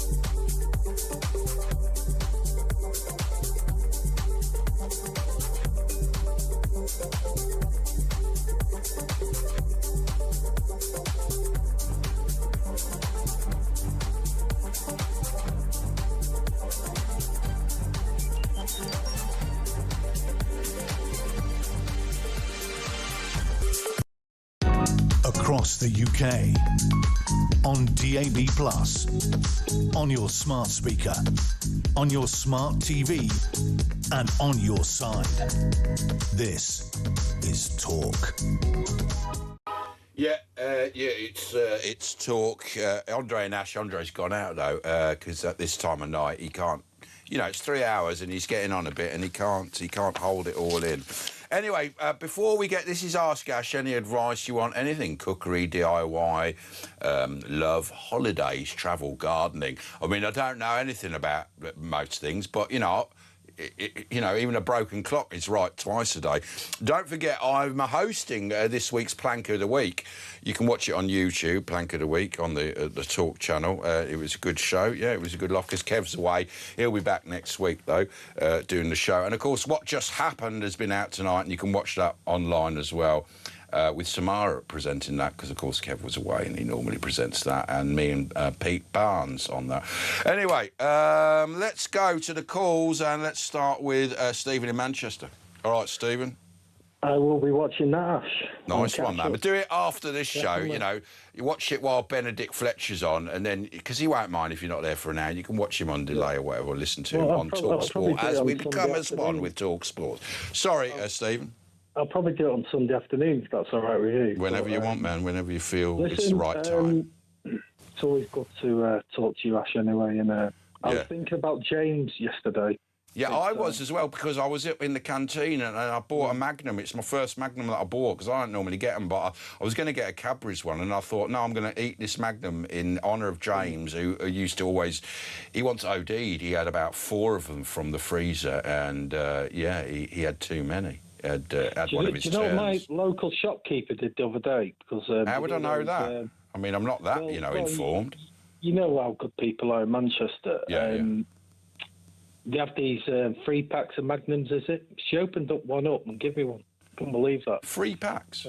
Just they give them away. They're so nice up north, aren't they? They don't really understand money, a lot of them. They still often use the barter system, don't they? Like, you give them a couple of chickens and they give you some eggs. Because I used to live up there, I know. They used to look... I'm just 6 foot tall, but up in Manchester, they look at you like you're some sort of giant. Do you know what I mean? When you're 6 foot, it's considered being a giant. But what did you want to talk about? Anyway, so... listen, I was kind of thinking about... What about the local grocer? What were you saying about the local grocer? Yeah, she gave you a Magnum out of a 3-pack or something? Yeah, she opened up a 3-pack and gave one to... Just the shopkeeper? Yeah, just... And then did she close it up and try and put some weight and sell it to the next person? No, she didn't. She just didn't charge me. She said, yeah, have that. It was when it was, during the heat wave. Yeah. She goes... Were you a regular customer? Was it a lost leader? Yeah, of course I am. She's my mate. So I go in there all the time. She's your mate. But they're not to be sold separately. Did you tell her that? And that she could be in trouble? Well, I didn't lock her up for 3 years for that. That's a very serious matter. I sort of didn't bite off her. She just gave me went, sit over there and shut up. So, so she's pretty cool. But listen, I was kind of thinking about... the way this country is at the moment and how bad things are. And look, you've lived up north, haven't you? So you know we're pretty chilled out people. Yeah, well, no, but it gets a bit hectic on a Saturday night, doesn't it? Yeah, it does in the centre, But, I mean, listen, we're pretty chilled out, but there's a bit of a vibe up here where people are just getting more and more peeved off with what's going on a day-to-day basis. Do you know what I mean? Well, when I see, Piccadilly Gardens, the state of that with all the crack... I mean, it's like mayhem. It's like anarchy there with crackheads and people just... We've people are disabled from drug abuse, like rolling, you know what I mean? Spent £2 million on that gaff, right? And they couldn't even get the grass to grow. And that's Andy Burnham for you. Not the right sort of grass. It is now full of crackheads. Yeah. Trouble-causing migrants, because just on, I think it's 1 Portland Street is where they all go to get their papers and stuff like that. I think it is. It might be 1 or 3 Portland Street. They go and get papers?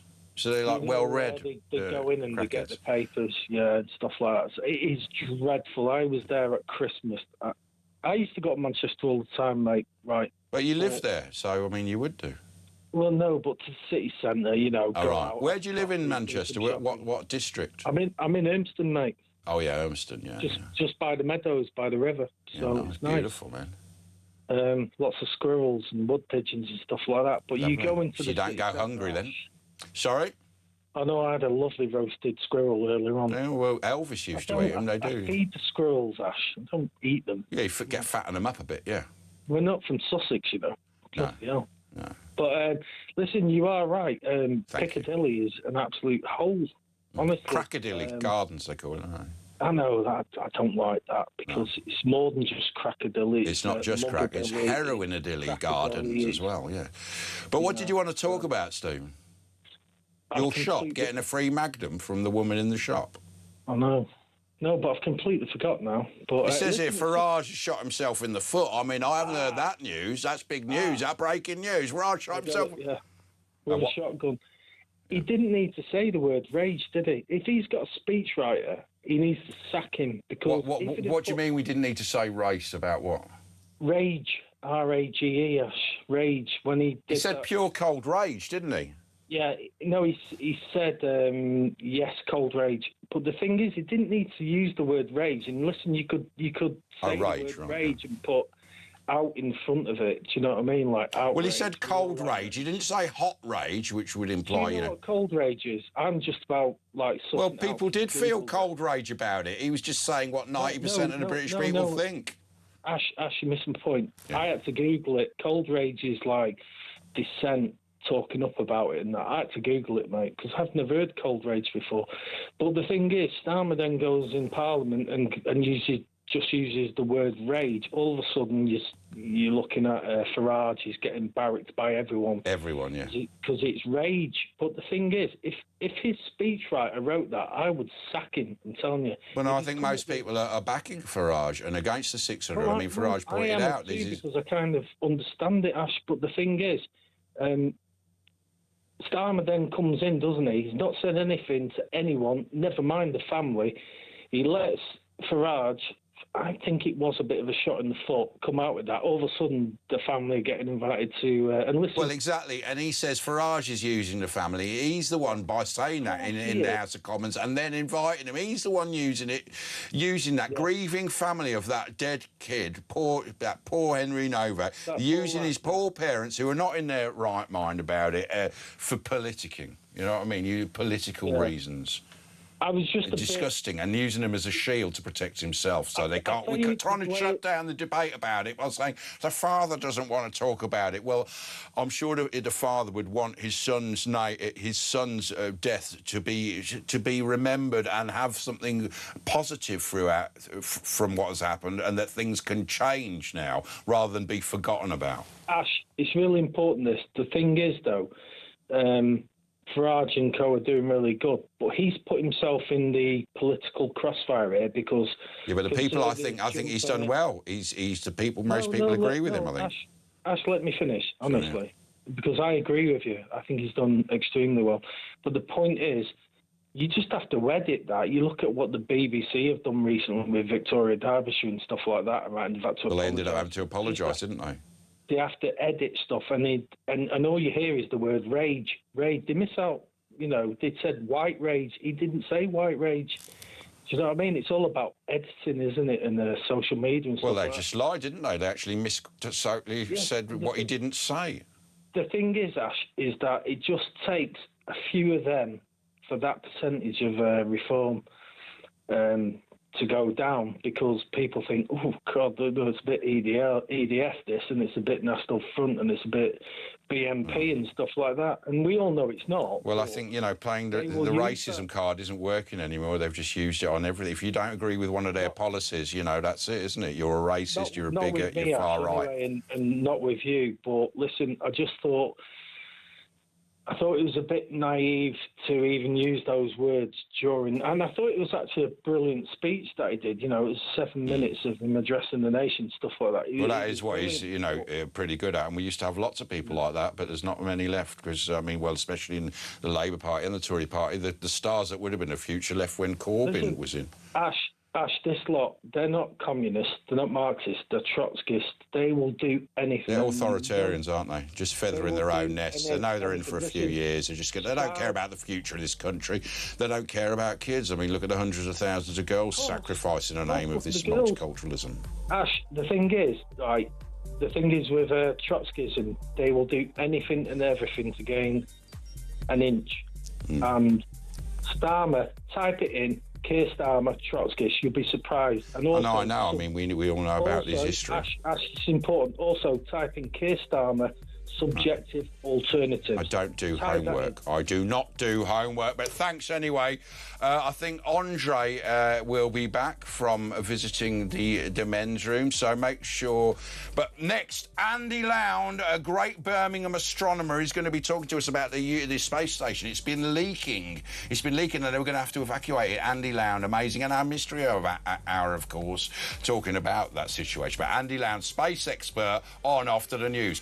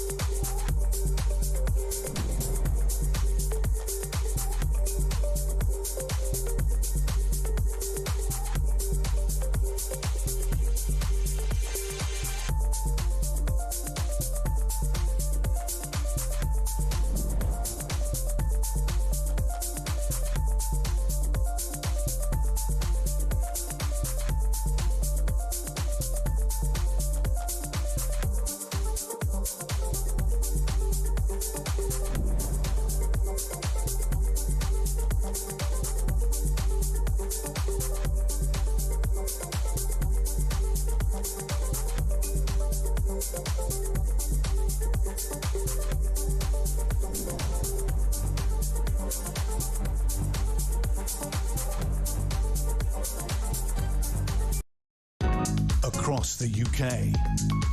On DAB+, on your smart speaker, on your smart TV, and on your side. This is Talk.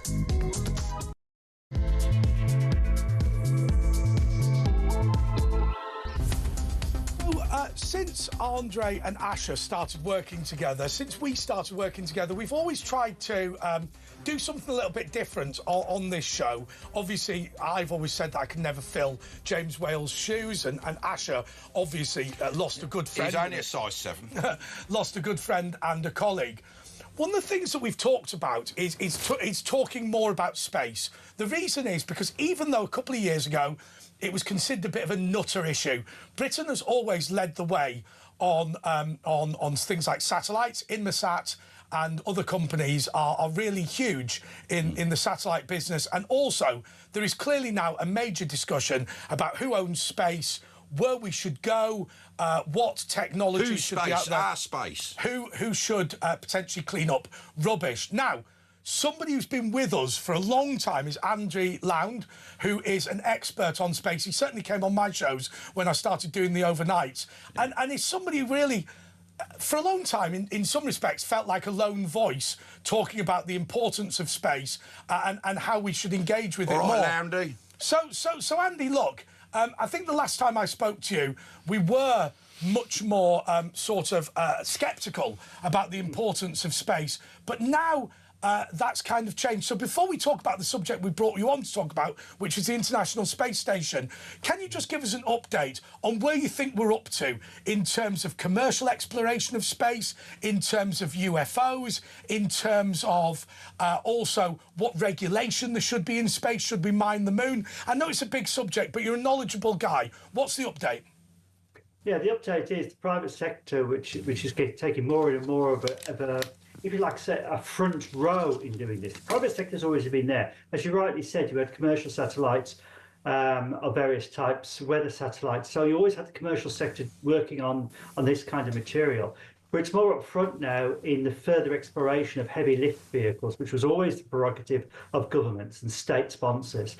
Now we see the private sector really leaping ahead of these, such as people like SpaceX, Elon Musk and SpaceX, Bezos with his Blue Origin system. And they're leaping. Yeah, but that blew up, didn't it, last week? I saw it. It did, but that's with the very heavy lift vehicles. The next category down of vehicles, which are putting satellites up, has been spectacularly successful, with SpaceX launching vehicles, almost every day. The equivalent of the 7.5-ton lorry robots are going fine. But how did the private money? You had NASA, the state one, and they couldn't do it. And then you get this bloke comes along and he goes, yeah, we can land the rockets backwards. It looks like a miracle. How does the private sector do something so much more advanced and in such a short time compared to the state apparatus? Very straightforward. The state apparatus generally has a lot of red tape and a lot of people holding you back, and the state then dictates a policy to it. Whereas the private sector, they think, right, where do we really want to be with this? We would ideally like to do this. And because we have to make money on it, it has to be cost effective. We need to reuse things. So let's go for that technology and push it forward. And because there's less red tape, they can just go ahead and do it. They sort of be able to cut away corners quite quickly. But Andy, can I ask you this question? Because I think there's one thing that I'm unclear on. So here's what I think happens. What I think happens is it's not commercially viable to launch a satellite, so the Soviet Union does it at huge cost in the knowledge the cost will fall and the private sector will get involved. So it's the public sector leading the private sector, and I get that, right? And I think Tim Peake was saying, I think on this channel, look, the intellectual property that was developed by the public sector has now conquered near Earth, so now it's the job of that subsidy to go out. But what intellectual property it goes to the private sector? So as a point, I mean, obviously, NASA develops a rocket, it goes up, and we would expect the private sector to follow. But what do they get? What stuff is out there? What stuff can be used by private sector contractors, and what stuff remains the intellectual property of people like ESA and NASA? The intellectual property, although we always talk about NASA and we talk about ESA, we say these government state sponsors, they actually have to use the private sector and they simply contract them out. The satellites, for instance, that were put up are all private sector built anyway. Oh, really? It's just that the state did the launching. So SpaceX is now basically linked with NASA in a way. Yes, they did. So what we see, the NASA is an umbrella organisation which sort of pulls people in, universities, the military, and also, of course, the private sectors are coming to it. Remember, the Apollo program was built by the private sector under a contract to the US government. The US government led it. But what we're seeing now is the expeditions and the work is being led by the private sector now. Satellites for communication, the heavy launch vehicles, it's now being led by the private sector. Now we're seeing lunar exploration is going to be led by the private sector because there might be opportunities, for instance, for minerals on the moon, for instance, rare earth metals, things like that, which is needed down here on Earth for the electronics industry. And there's going to be wars over that in the future. But the thing I want to know is, you know, you've got all these billionaires in computers, Jeff Bezos and Bill Gates, but Musk isn't just the richest man in the world. He's also a genius. He comes up with these ideas.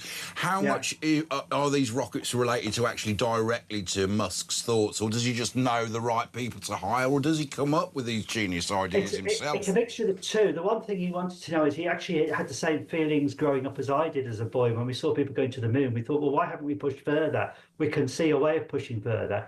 And he brings the right people in. Once the space shuttle program was cancelled by George W. Bush, you had a lot of people being made redundant, very good engineers and scientists. And of course, he was going to grab hold of some of these. He says, we're going to do some wonderful things. I'm going to let you get on with it. I'm going to give you some heavy targets to do. I want you to build these things. He's a bit like Steve Jobs. He drives them hard. He says, no, that's not good enough. And it works, doesn't it?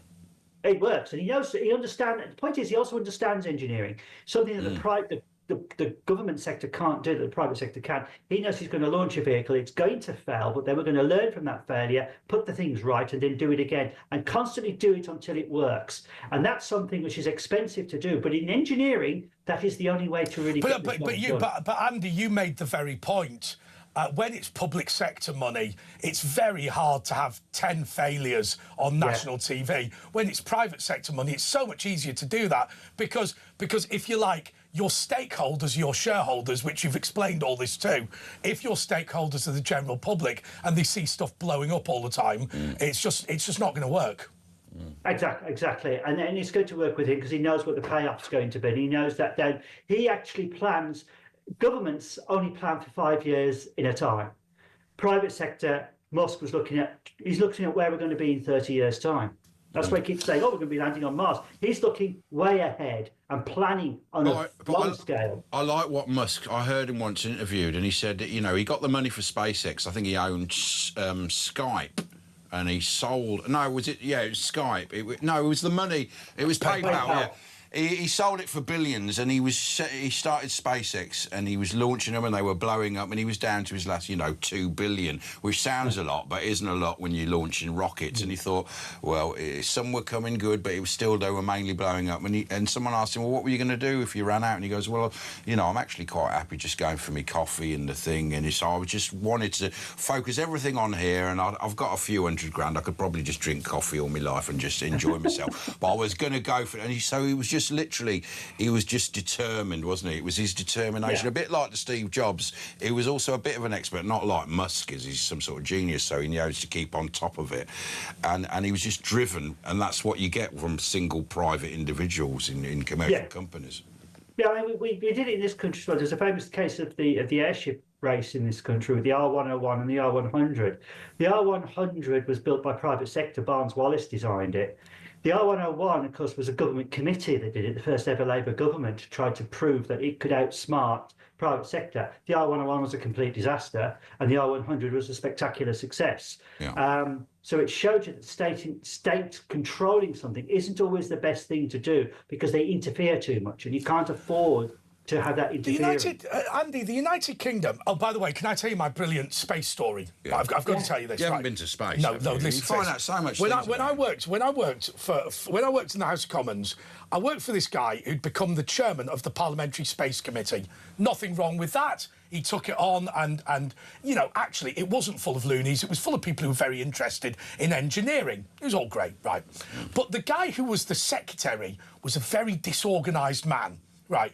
And he wrote this letter. He wrote us this email saying that he had 10 professors of aeronautical engineering and space and all this, right, from top universities. And he said, we're organising this lunch. Will David, my MP, come along? And we said, we'll try and pop in if we can. Right. On the day, he emailed me half an hour before this lunch was due to start. And he said, Andre, the sandwiches look delicious. Are you coming? And I said, unfortunately, we're not available today. And then he said, I've got to tell you this. You were the only people who'd actually RSVP'd. We need a guest speaker. And I said, my MP is not actually in London. He said, you're going to have to do it. So I walked over to Portcullis House in the Palace of Westminster. There were 10 professors of space. The floor was mine on UK investment in the European Space Agency. Wow. A 1 hour long lecture, right? Now, I have to say, at the end of the hour, they extended it to 2 hours because I did the obvious thing, which was laid out some basic principles and then said, what do you think? And we had and obviously I understand government and politics, so I was able to get away with it. But one of the things, aside from that story being 2 hours of me lecturing on space, knowing shed all about it, actually one of the things that came out that was really interesting is the United Kingdom had made a decision with the European Space Agency some time ago that we weren't going to go for manned missions. Yeah. We were instead going to invest heavily in satellites because we thought things like Sky TV, sat-navs and all that sort of stuff was really the future for the UK economy. Now that we're talking about going further, what is the UK government's view on what its role should be going forward? Because clearly, you know, the ESA satellite thing is kind of, a busted flush. Its days are over. What's our view now? Are we going to invest in a man on the moon, or are we just going to stick to our previous plan? The Cameron government actually became the first government to actually support human spaceflight, which eventually led to Britain going into space, which was absolutely brilliant. We also now support human Sorry, spaceflight. Andy, can I stop you?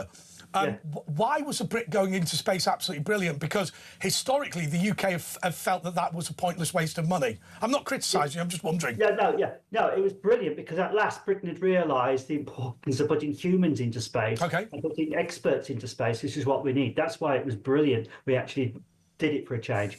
We'd also had a number of changes taking place. The old guard in the space, in the science community, which many were very, remember the science community in Britain? I ran into a lot of trouble for a good 25 years, getting really slagged off and actually physically attacked on 2 occasions by supporting human space flight, was because they wanted all their money being diverted essentially to particle physics and astronomy. And they wanted. And there was this tug for money, which I think led governments away. But we never had any experts in governments. But when we eventually put humans into space, it was good. Britain then signed up to the Artemis Accords, which is brilliant, because working with the European Space Agency, we're going to build materials that can be used for the Artemis and the Moon project. Rolls-Royce, of course, have these small modular nuclear reactors, which are the kind of thing you want to use on the moon. So I don't know. I mean, you shouldn't have been attacked. I don't know how fruity these geeks get, but presumably the argument is, and I'm assuming this is the argument, look, Andy, I get that you're excited by space. I get that you want to put people, on the moon or whatever. But actually, in reality, all the practical financial benefit for the UK taxpayer has always been has always been got out of. Let's just use derived. Has always derived from actually putting technology in space, from putting satellites in space, from putting communication systems in space. And actually, Andy, the big problem is we love you to bits, but to put a man on the moon means that we can't develop a new space telescope which will give us greater understanding of physics and may solve our energy problems in the future. That would be the argument, wouldn't it? It's partly an argument which is correct, but all the projects, including space telescopes, have to be international because no one nation really can afford to spend that amount of money. What people don't always understand is the technology that we need to put humans into space is actually critical for down here on Earth. Let's look at one simple one. We could go on all night on this. Let's take them. They're just flying some people around the moon. One of the experiments of flying the people around the moon was to test out to see radioactivity issues on the human body. Now, they're going to have to keep astronauts alive on the moon and in space, so you need to protect them from radiation. The spin-off for that down here, especially in Britain, strangely, because we're some of the world leaders in this, is cancer treatments. Cancer treatments often use radioactivity, and usually it's the radioactivity that actually eventually kills the cancer patient, sadly. But if we then, thanks to the space program, have a way we can actually protect people from that radiation, we certainly have a system where we can actually help people down here on Earth. I remember in the 80s, the space pen. And there used to be the advert in the Sunday magazines, get the space pen. This was used in NASA. But anyway, let's go back to, because we're talking about the space. I remember we had on the show, I think, Tim, the first astronaut, and he was in the space station, Tim Peake. He came on, I remember I made a montage of it. He talks about how he was on the space station and something smashed into him, and it was touch and go, whether it was all going to go pear-shaped. But basically, the current space station has been leaking some dodgy Russian parts, and they were about to evacuate it. But what is the latest story on that space station, the International Space Station? The story was that they do have a leak on the Zvezda module, which there's a link between the Russian Zvezda module and the rest of it. Basically, the bit where they twist it and join together.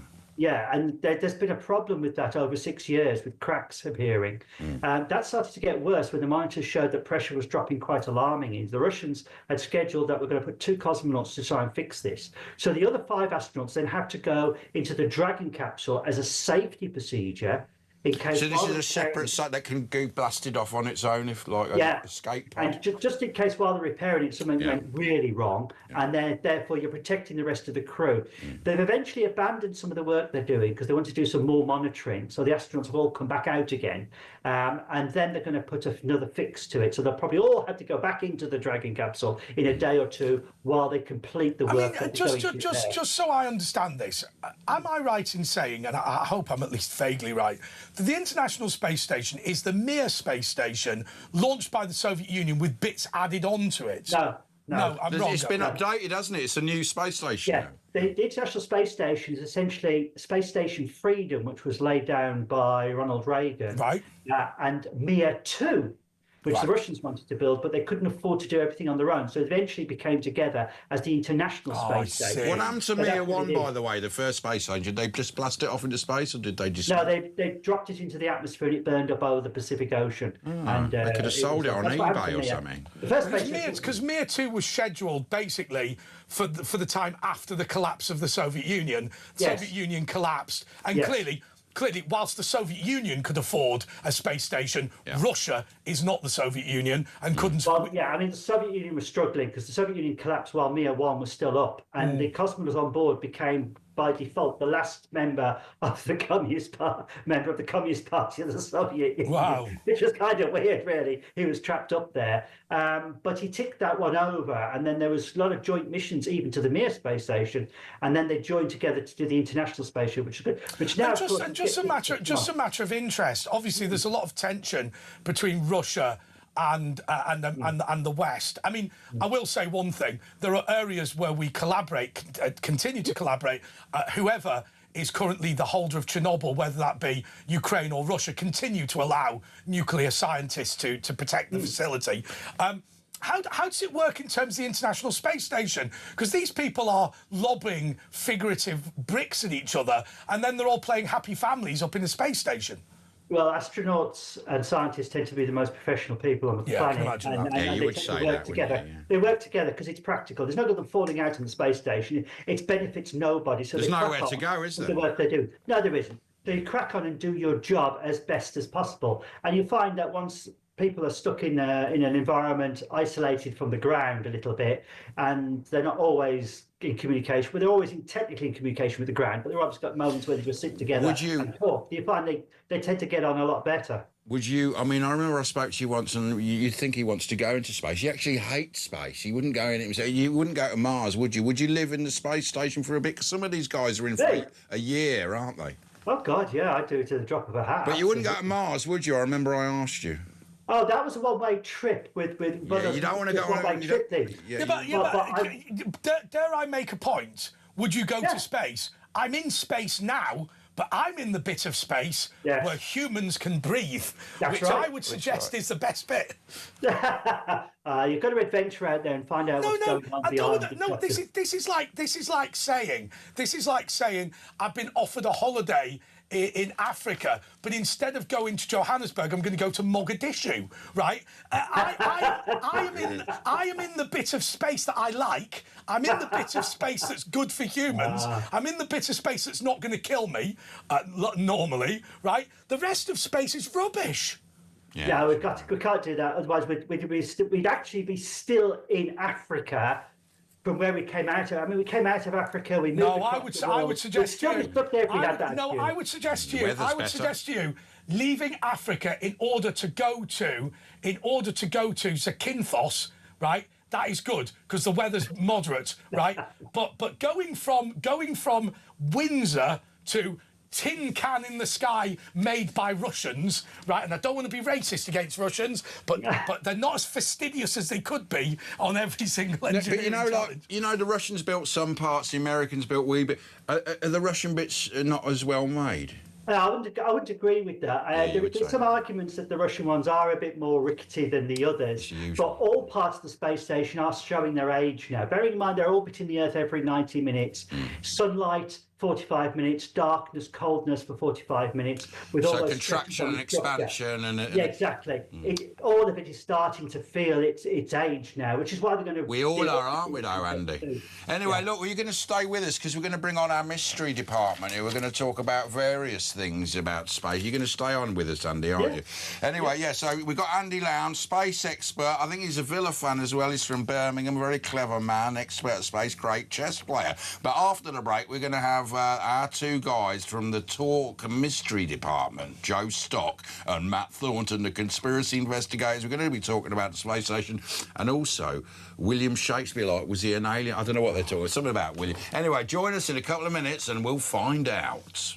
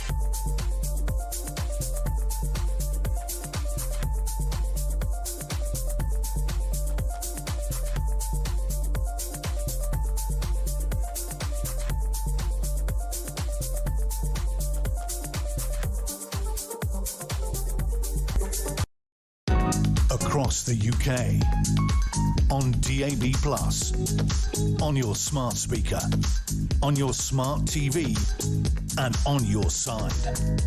This is Talk. Okay, this is the Late Show with Andre Walker, Asher Gould, and we have got... we got these two again. We've got Matt Thornton and Joe Stock, whose performance so far in their UF Bros has been at best perfunctory. I think it was a good effort last week. Oh, wow. Yeah, but you always disagree with it. Instant acceleration. But you always have an argument and end up disagreeing. We don't argue. We just. By the way, we Andy, we've had a number of messages in. Andy Lowndes is here as well. Space expert. A number of messages in saying, seeing Andy reminds us how much we miss Howard Hughes. Yeah. Yeah. What? Tell us about your space. You've got a space suit on, haven't you? What's that planet's on you? Or have you had a bowl of soup explode in the microwave? I was performing last night because I'm in Bishop Auckland, so I've been performing. Oh, don't you stop out? You haven't changed since last night. No, because I've had to come on for you. Nice one. Oh, I thought he had mould. I thought his jacket had been left in it. Satin. That's satin on his sleeve, and that's the. Right, okay, Andy, prepare yourself for this because it hasn't been great in previous weeks. Right, these are the UF Bros, the mystery department. We've called them various. We've tried to rebrand it. It's still not a popular segment, if I'm being honest. What? But no, it is. Right, okay. We get the views. We get the calls. Introduce what you're going to talk about this week. Well, we're going to put to you that William Shakespeare didn't actually write his plays, and they were in fact written by Sir Francis Bacon. What you talking about, Willis? Expand. I believe that's true. Oh, why do you believe that? Well, that's it. Thank you for joining us on this segment. I believe it's true for the following reason. We don't think about it now, but William Shakespeare was principally a Tudor propagandist. And therefore, it would have been extremely dangerous for somebody in a very senior position to admit to being that biased, just in case the Tudor regime ever fell. So what you can do is invest in a guy who's probably effectively a sub-editor, and then you can put out all of the propaganda that you want to put out, and also, say, be an investor in it without taking the personal blame for any of it. And why this is potentially true is because William Shakespeare's sort of academic record is quite shaky. It's quite hard to justify why he was. There's lots of information in Shakespeare's plays that really he shouldn't have known at that time, like in scientific information, things like that. Someone of his background and his living circumstances wouldn't be in those circles where that information was spread. Like what information are you talking about? A lot of stuff to do with like the anatomy and astrology and things like that. Look, he was wrong about Richard III. He did have a bent spine a bit, but they overdid it because of the Tudor, propaganda. Let's just be clear. Henry Tudor is an insult. Right? The reason they don't call him King Henry, they call him Henry Tudor, is because they're mocking the fact that he's a middle-class farmer from Wales and not royal stock in any meaningful way. Right? Henry, what was it? Henry VII. His what was it? His gran was the king's sister or something. I mean, they weren't that closely. But what they needed to do was discredit. They needed to discredit the previous lot. It's interesting that you bring that up because one of the aspects of this theory is that Sir Francis Bacon was the illegitimate child of Queen Elizabeth I. I'm sure she had children. Yeah, so the timing links up to when she disappeared from public life because she was having what they were referring to as a swelling sickness, which is pregnancy, potentially. Andy, you got any views on this? Well, yeah, I mean that's been a thing that's been going around for a long time. I mean, bear in mind that nobody questioned that Shakespeare was the author of these things till a pamphlet, I think, in the late 18th century. I always worry about people who write pamphlets. and then in the 19th century, it became a very big thing to attack it. It's interesting that the Francis Bacon thing is thrown in because a great scientist, the father figure of modern science, really. And the idea of him being the illegitimate son, that's never been clarified, never been ascertained. And again, you need evidence to support this. And well, we have evidence. They got that, don't you worry about that. There's evidence. There's always evidence. Hard, definite evidence for it. But hang on a second. We're talking about hard, definite evidence of Shakespeare. I always like to look at these things in a slightly different way. First of all, very few people write a script on their own with no assistance from anyone, right? Very few people do that. Ergo, when you say William Shakespeare didn't write Shakespeare, well, hang on a second. Presumably, Ricky Gervais and Stephen Merchant didn't write The Office. Right, they substantially wrote it with assistants, but there's often writing teams behind Lennon McCartney. And I get, exactly. And I mean, if you look at, musicians are a classic example where they'll basically edit a song and then say they're the writer. This theory purports that William Shakespeare the man was paid to do this, to be a character that wrote these plays. I've got to be honest with you. I think he would have had a creative input. It's possible. Because the point I'm making, Joe, is this: it could well be that somebody like Francis Bacon helps him write the script, right, and then says, "Well, it's substantially yours. You get on with it." Well, it's not just in this theory proposed by Peter Amundsen, who is supposed to be the expert. He'll stop traffic in Beijing. I mean, who is he? He is. He's a leading expert. Lest we forget leading expert. When we can't get anyone on this show, we always get a leading expert, don't we? That means we've dragged off the streets. I don't think anyone's going to argue Charles Dickens, his prolific writing. He wrote all those amazing stories. Why couldn't one man? J.R. Tolkien, he went to your school, didn't he, Andy? He went to King Edward's. He wrote all those stories. We haven't even gotten into the meat of this. When you look at something like Tolkien, it's quite this is all Andy's just saying. Sorry, chaps. Yeah, when you look at something like Tolkien, because the point that was made there was very good about groups of people coming in together to mix it, and you do see that with Shakespeare and at the Globe. There's a lot of people involved, and certainly Bacon did talk about some poetry and sections of plays that he'd actually written. And Tolkien, of course, bases a great deal of what he did. If you look at the ring cycle, the Lord of the Rings, based heavily on Nordic legends and Wagner's ring cycle. But people have said to me, and I'm not massively into literature. People have said to me, J.K. Rowling wrote Harry Potter in a cafe, based on a significant knowledge of classical literature. Anyway, look, we've got a bit of a problem here because Joe has not laid out his case yet, has he? And he's chomping not good enough, Joe. No, he wanted to do it. It's hard evidence show. Basically, this whole theory centres around the first folio, which was the first publication of Shakespeare's work. Right. We don't have the original manuscript. They're quite a big book, isn't it? Now, Francis Bacon was brought up around coding. His parents drilled it into him, and coding, leaving cryptic ciphers. I thought you meant he was into artificial intelligence. A bit like Tolkien used to do with the runes. He was a total genius. He was one of the smartest people to ever exist. Polymath. Like Andy. Multiple languages. He knew fluently. He could do all this ciphers and codes. He was a scientist. He was an alchemist. But to be fair, the cleaners can speak about 3 languges. Right? No, we don't see them as intellectual heavyweights. Anyway, Joe, continue. Well, no, the idea is that in this first folio, there are a lot of errors, like grammar errors, capital letters in the wrong place, things like that. Misnumbered pages. And he's dyslexic. Looking through it from a acrostic and numerological, a geometric cipher, it looks like there might be messages inside this print through these errors. Okay. And, for example, presumably nobody's discovered these because sitting through an entire Shakespeare play is so turgid that no one's ever done it. No one's ever actually listened. The idea is that they've hidden all of these clues in the way that the pages are laid out, in the way that the poems are formatted, all that sort of thing. What's the code mean? Then? Well, we have to explain something else first. Is that it is believed that Francis Bacon was part of a fraternity called Rosicrucians, which were a group that appeared towards the end of the 17th century, when suddenly these portfolios that they've written, or manifestos, appeared, written by this elusive group that had been rumoured to exist. That's me to join. Yeah, well, I don't know if that's the same. It's probably not the same. I think there might be a link, but that basically they were Enlightenment documents. That was sort of a rejection of religion and more like focus on science and everything. The philosophes of the belief is theosophes as well. The belief is that Sir Francis Bacon was at least a member, but potentially a leader in this group.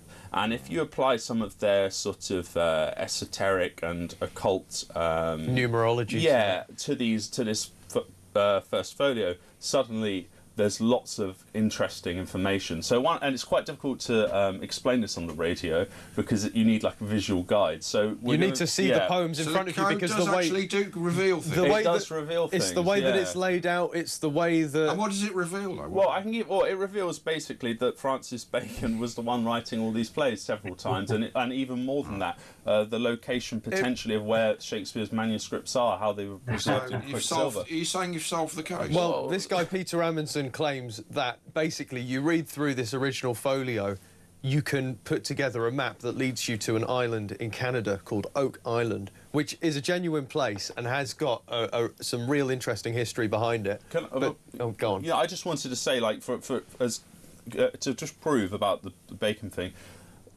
the word bacon is mentioned twice in all of Shakespeare's work. And is it a reference to food? Did he bring home the bacon? That's a Shakespearean phrase. Is the big number for Rosicrucians is the number 53. That's the number they hold so much significance on, right? And lo and behold, in this first folio, the first time the word bacon appears is on page 53. Now the folio is in 3 parts, so on the next page 53, bacon is on that page too. But here's the thing. In the lead up to that second 53 where bacon is, they've actually dropped the page numbers or switched them round. So you don't miss any information, but it goes page 44, 45, 46, 49.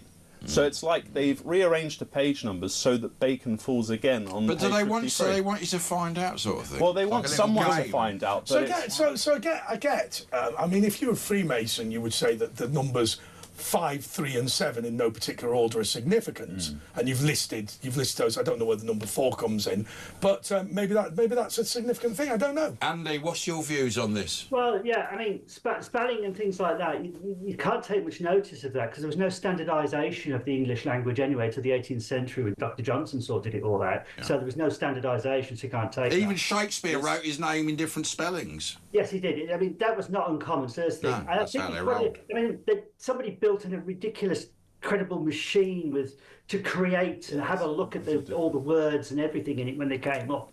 A ridiculous sort of barrel thing. And to be honest, it sounds very much when you read through the history of this that you're wanting to find patterns. Confirmation bias. You can find patterns, you can find conspiracies. Have they tested it with other... Anyway, look, we've got to take a little breaky. I think Matt's trying to tell us something for once. We'll find out what Matt... He looks a bit glazed over again. We'll find out what he's got to say to us. We're with space expert, genius Professor Andy Loud. I don't know if he's a professor, but he's like one. And our mystery team, and it's me and Andre. We'll be back with more mystery after this.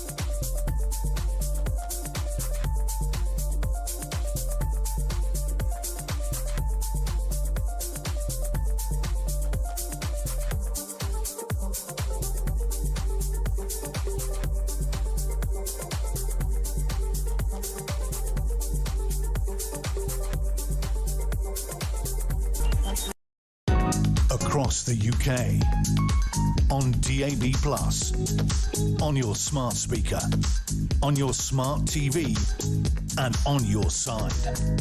This is Talk.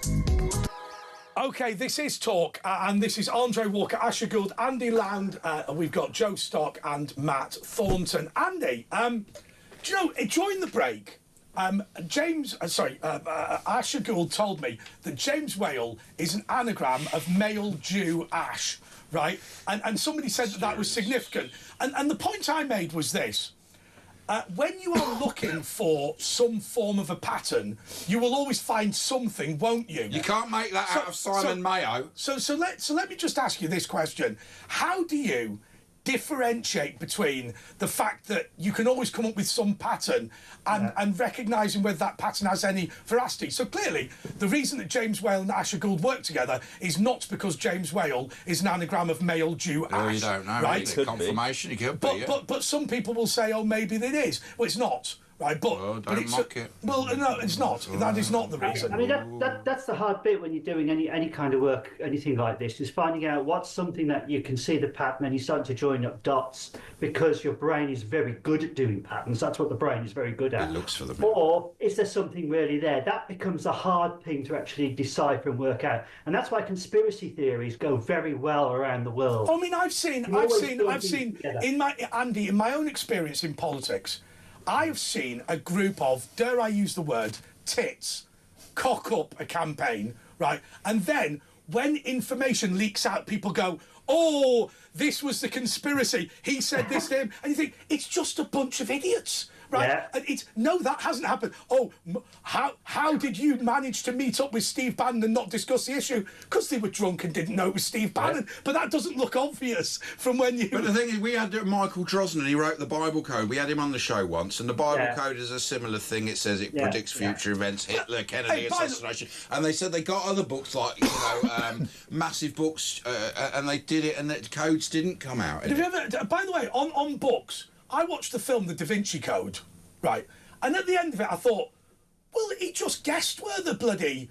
Where she was. I mean, all of that, where he was running around looking at symbols and all this, none of that worked. All that happened was he cut himself shaving and went, oh, he probably buried her under the Louvre.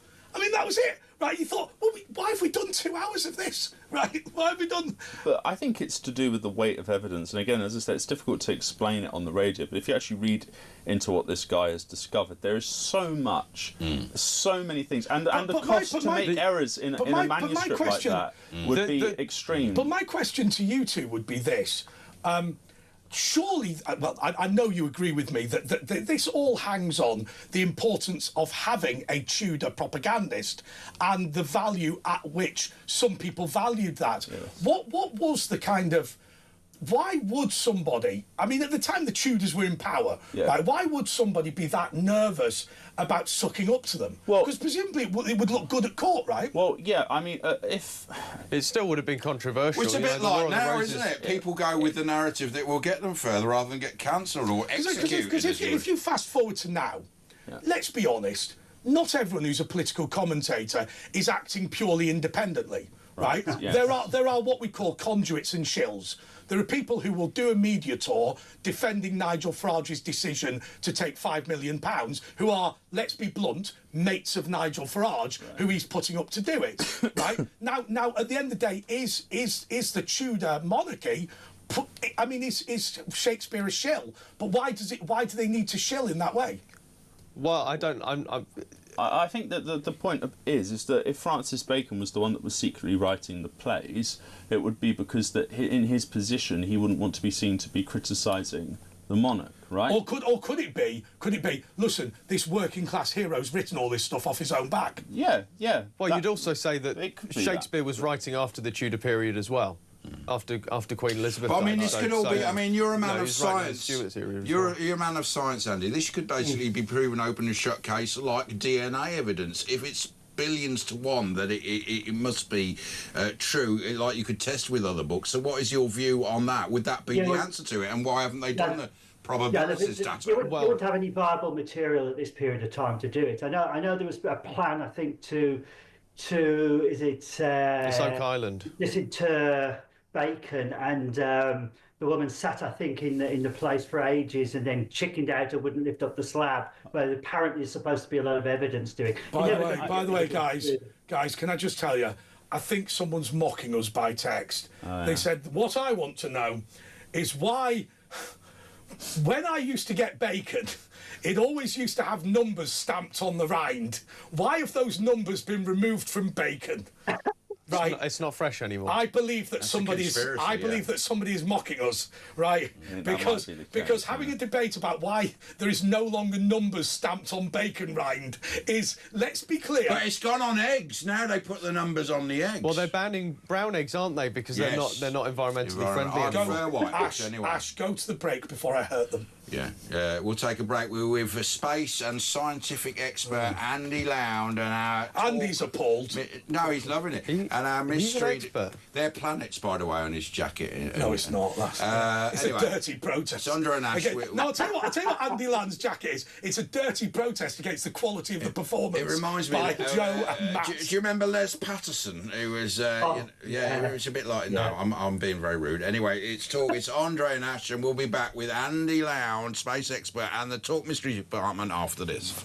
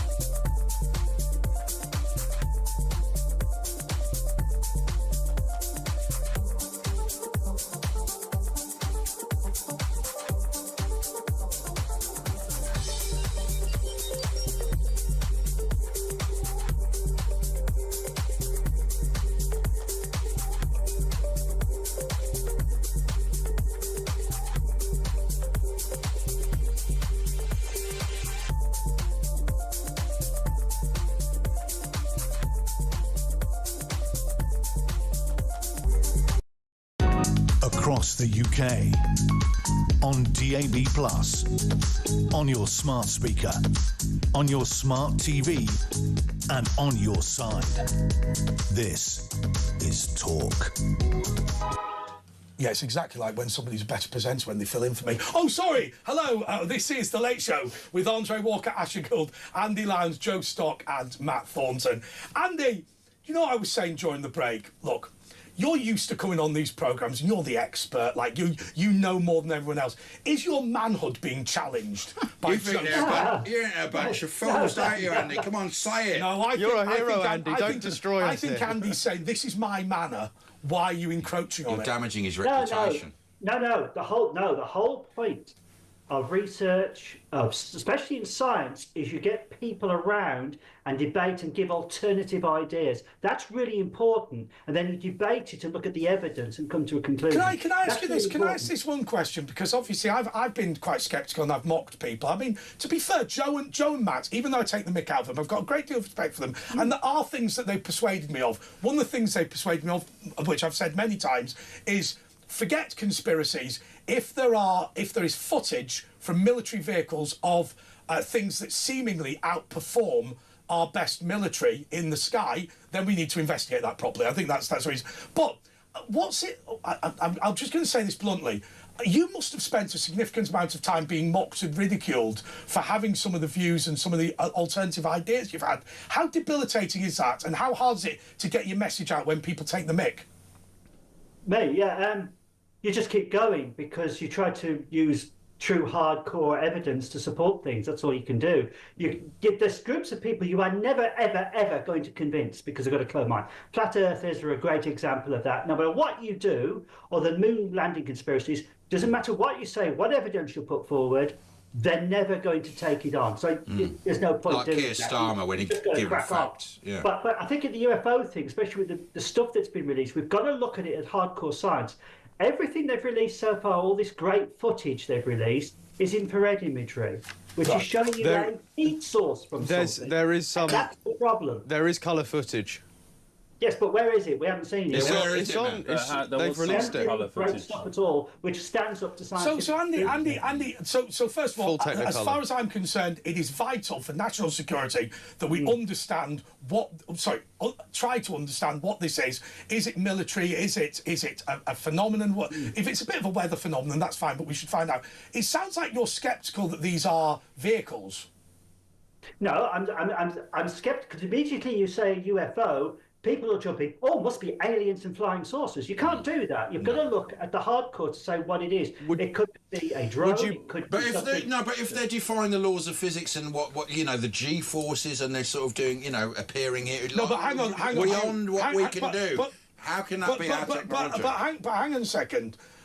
I would say that anything that exists on Earth, by definition, is not defying the law of physics. My concern, known physics, exactly that. Yeah. My concern is that these vehicles, if they are vehicles, are outperforming our knowledge of physics, and that actually is more worrying. Well, it could be like wormholes. Even if it's a drone, if they're performing the manoeuvres that they seem to be.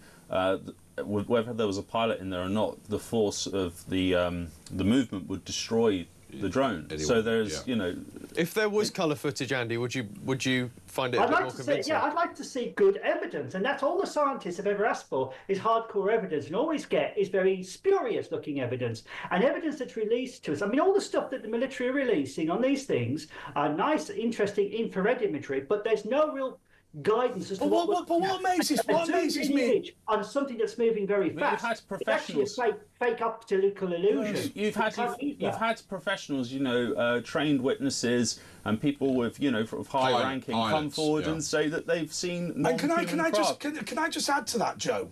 Because this is something that worries me. Because for years, people who claimed to have seen these phenomenons were derided as lunatics. The reason it seems to me that it has changed is because now there are professional aviators, specifically Air Force pilots, who are saying, we have personally seen this. Now, it very much worries me that when we don't know what these phenomena are, we have deliberately sought to mock and cover up when actually we should have been properly investigating. I'd agree with that because I think that's a disgrace. You don't put people down because they've seen and observed something. But the idea is, it's a pilot that's seen it. Be very careful here. They're still humans with the same as everybody else, and they can still make the same mistakes. But it's very, very simple. It's very, very simple. The people we pay to observe the skies are saying there's something in the skies we can't explain. The answer to that is not to say, let's pretend they didn't see it. Yeah.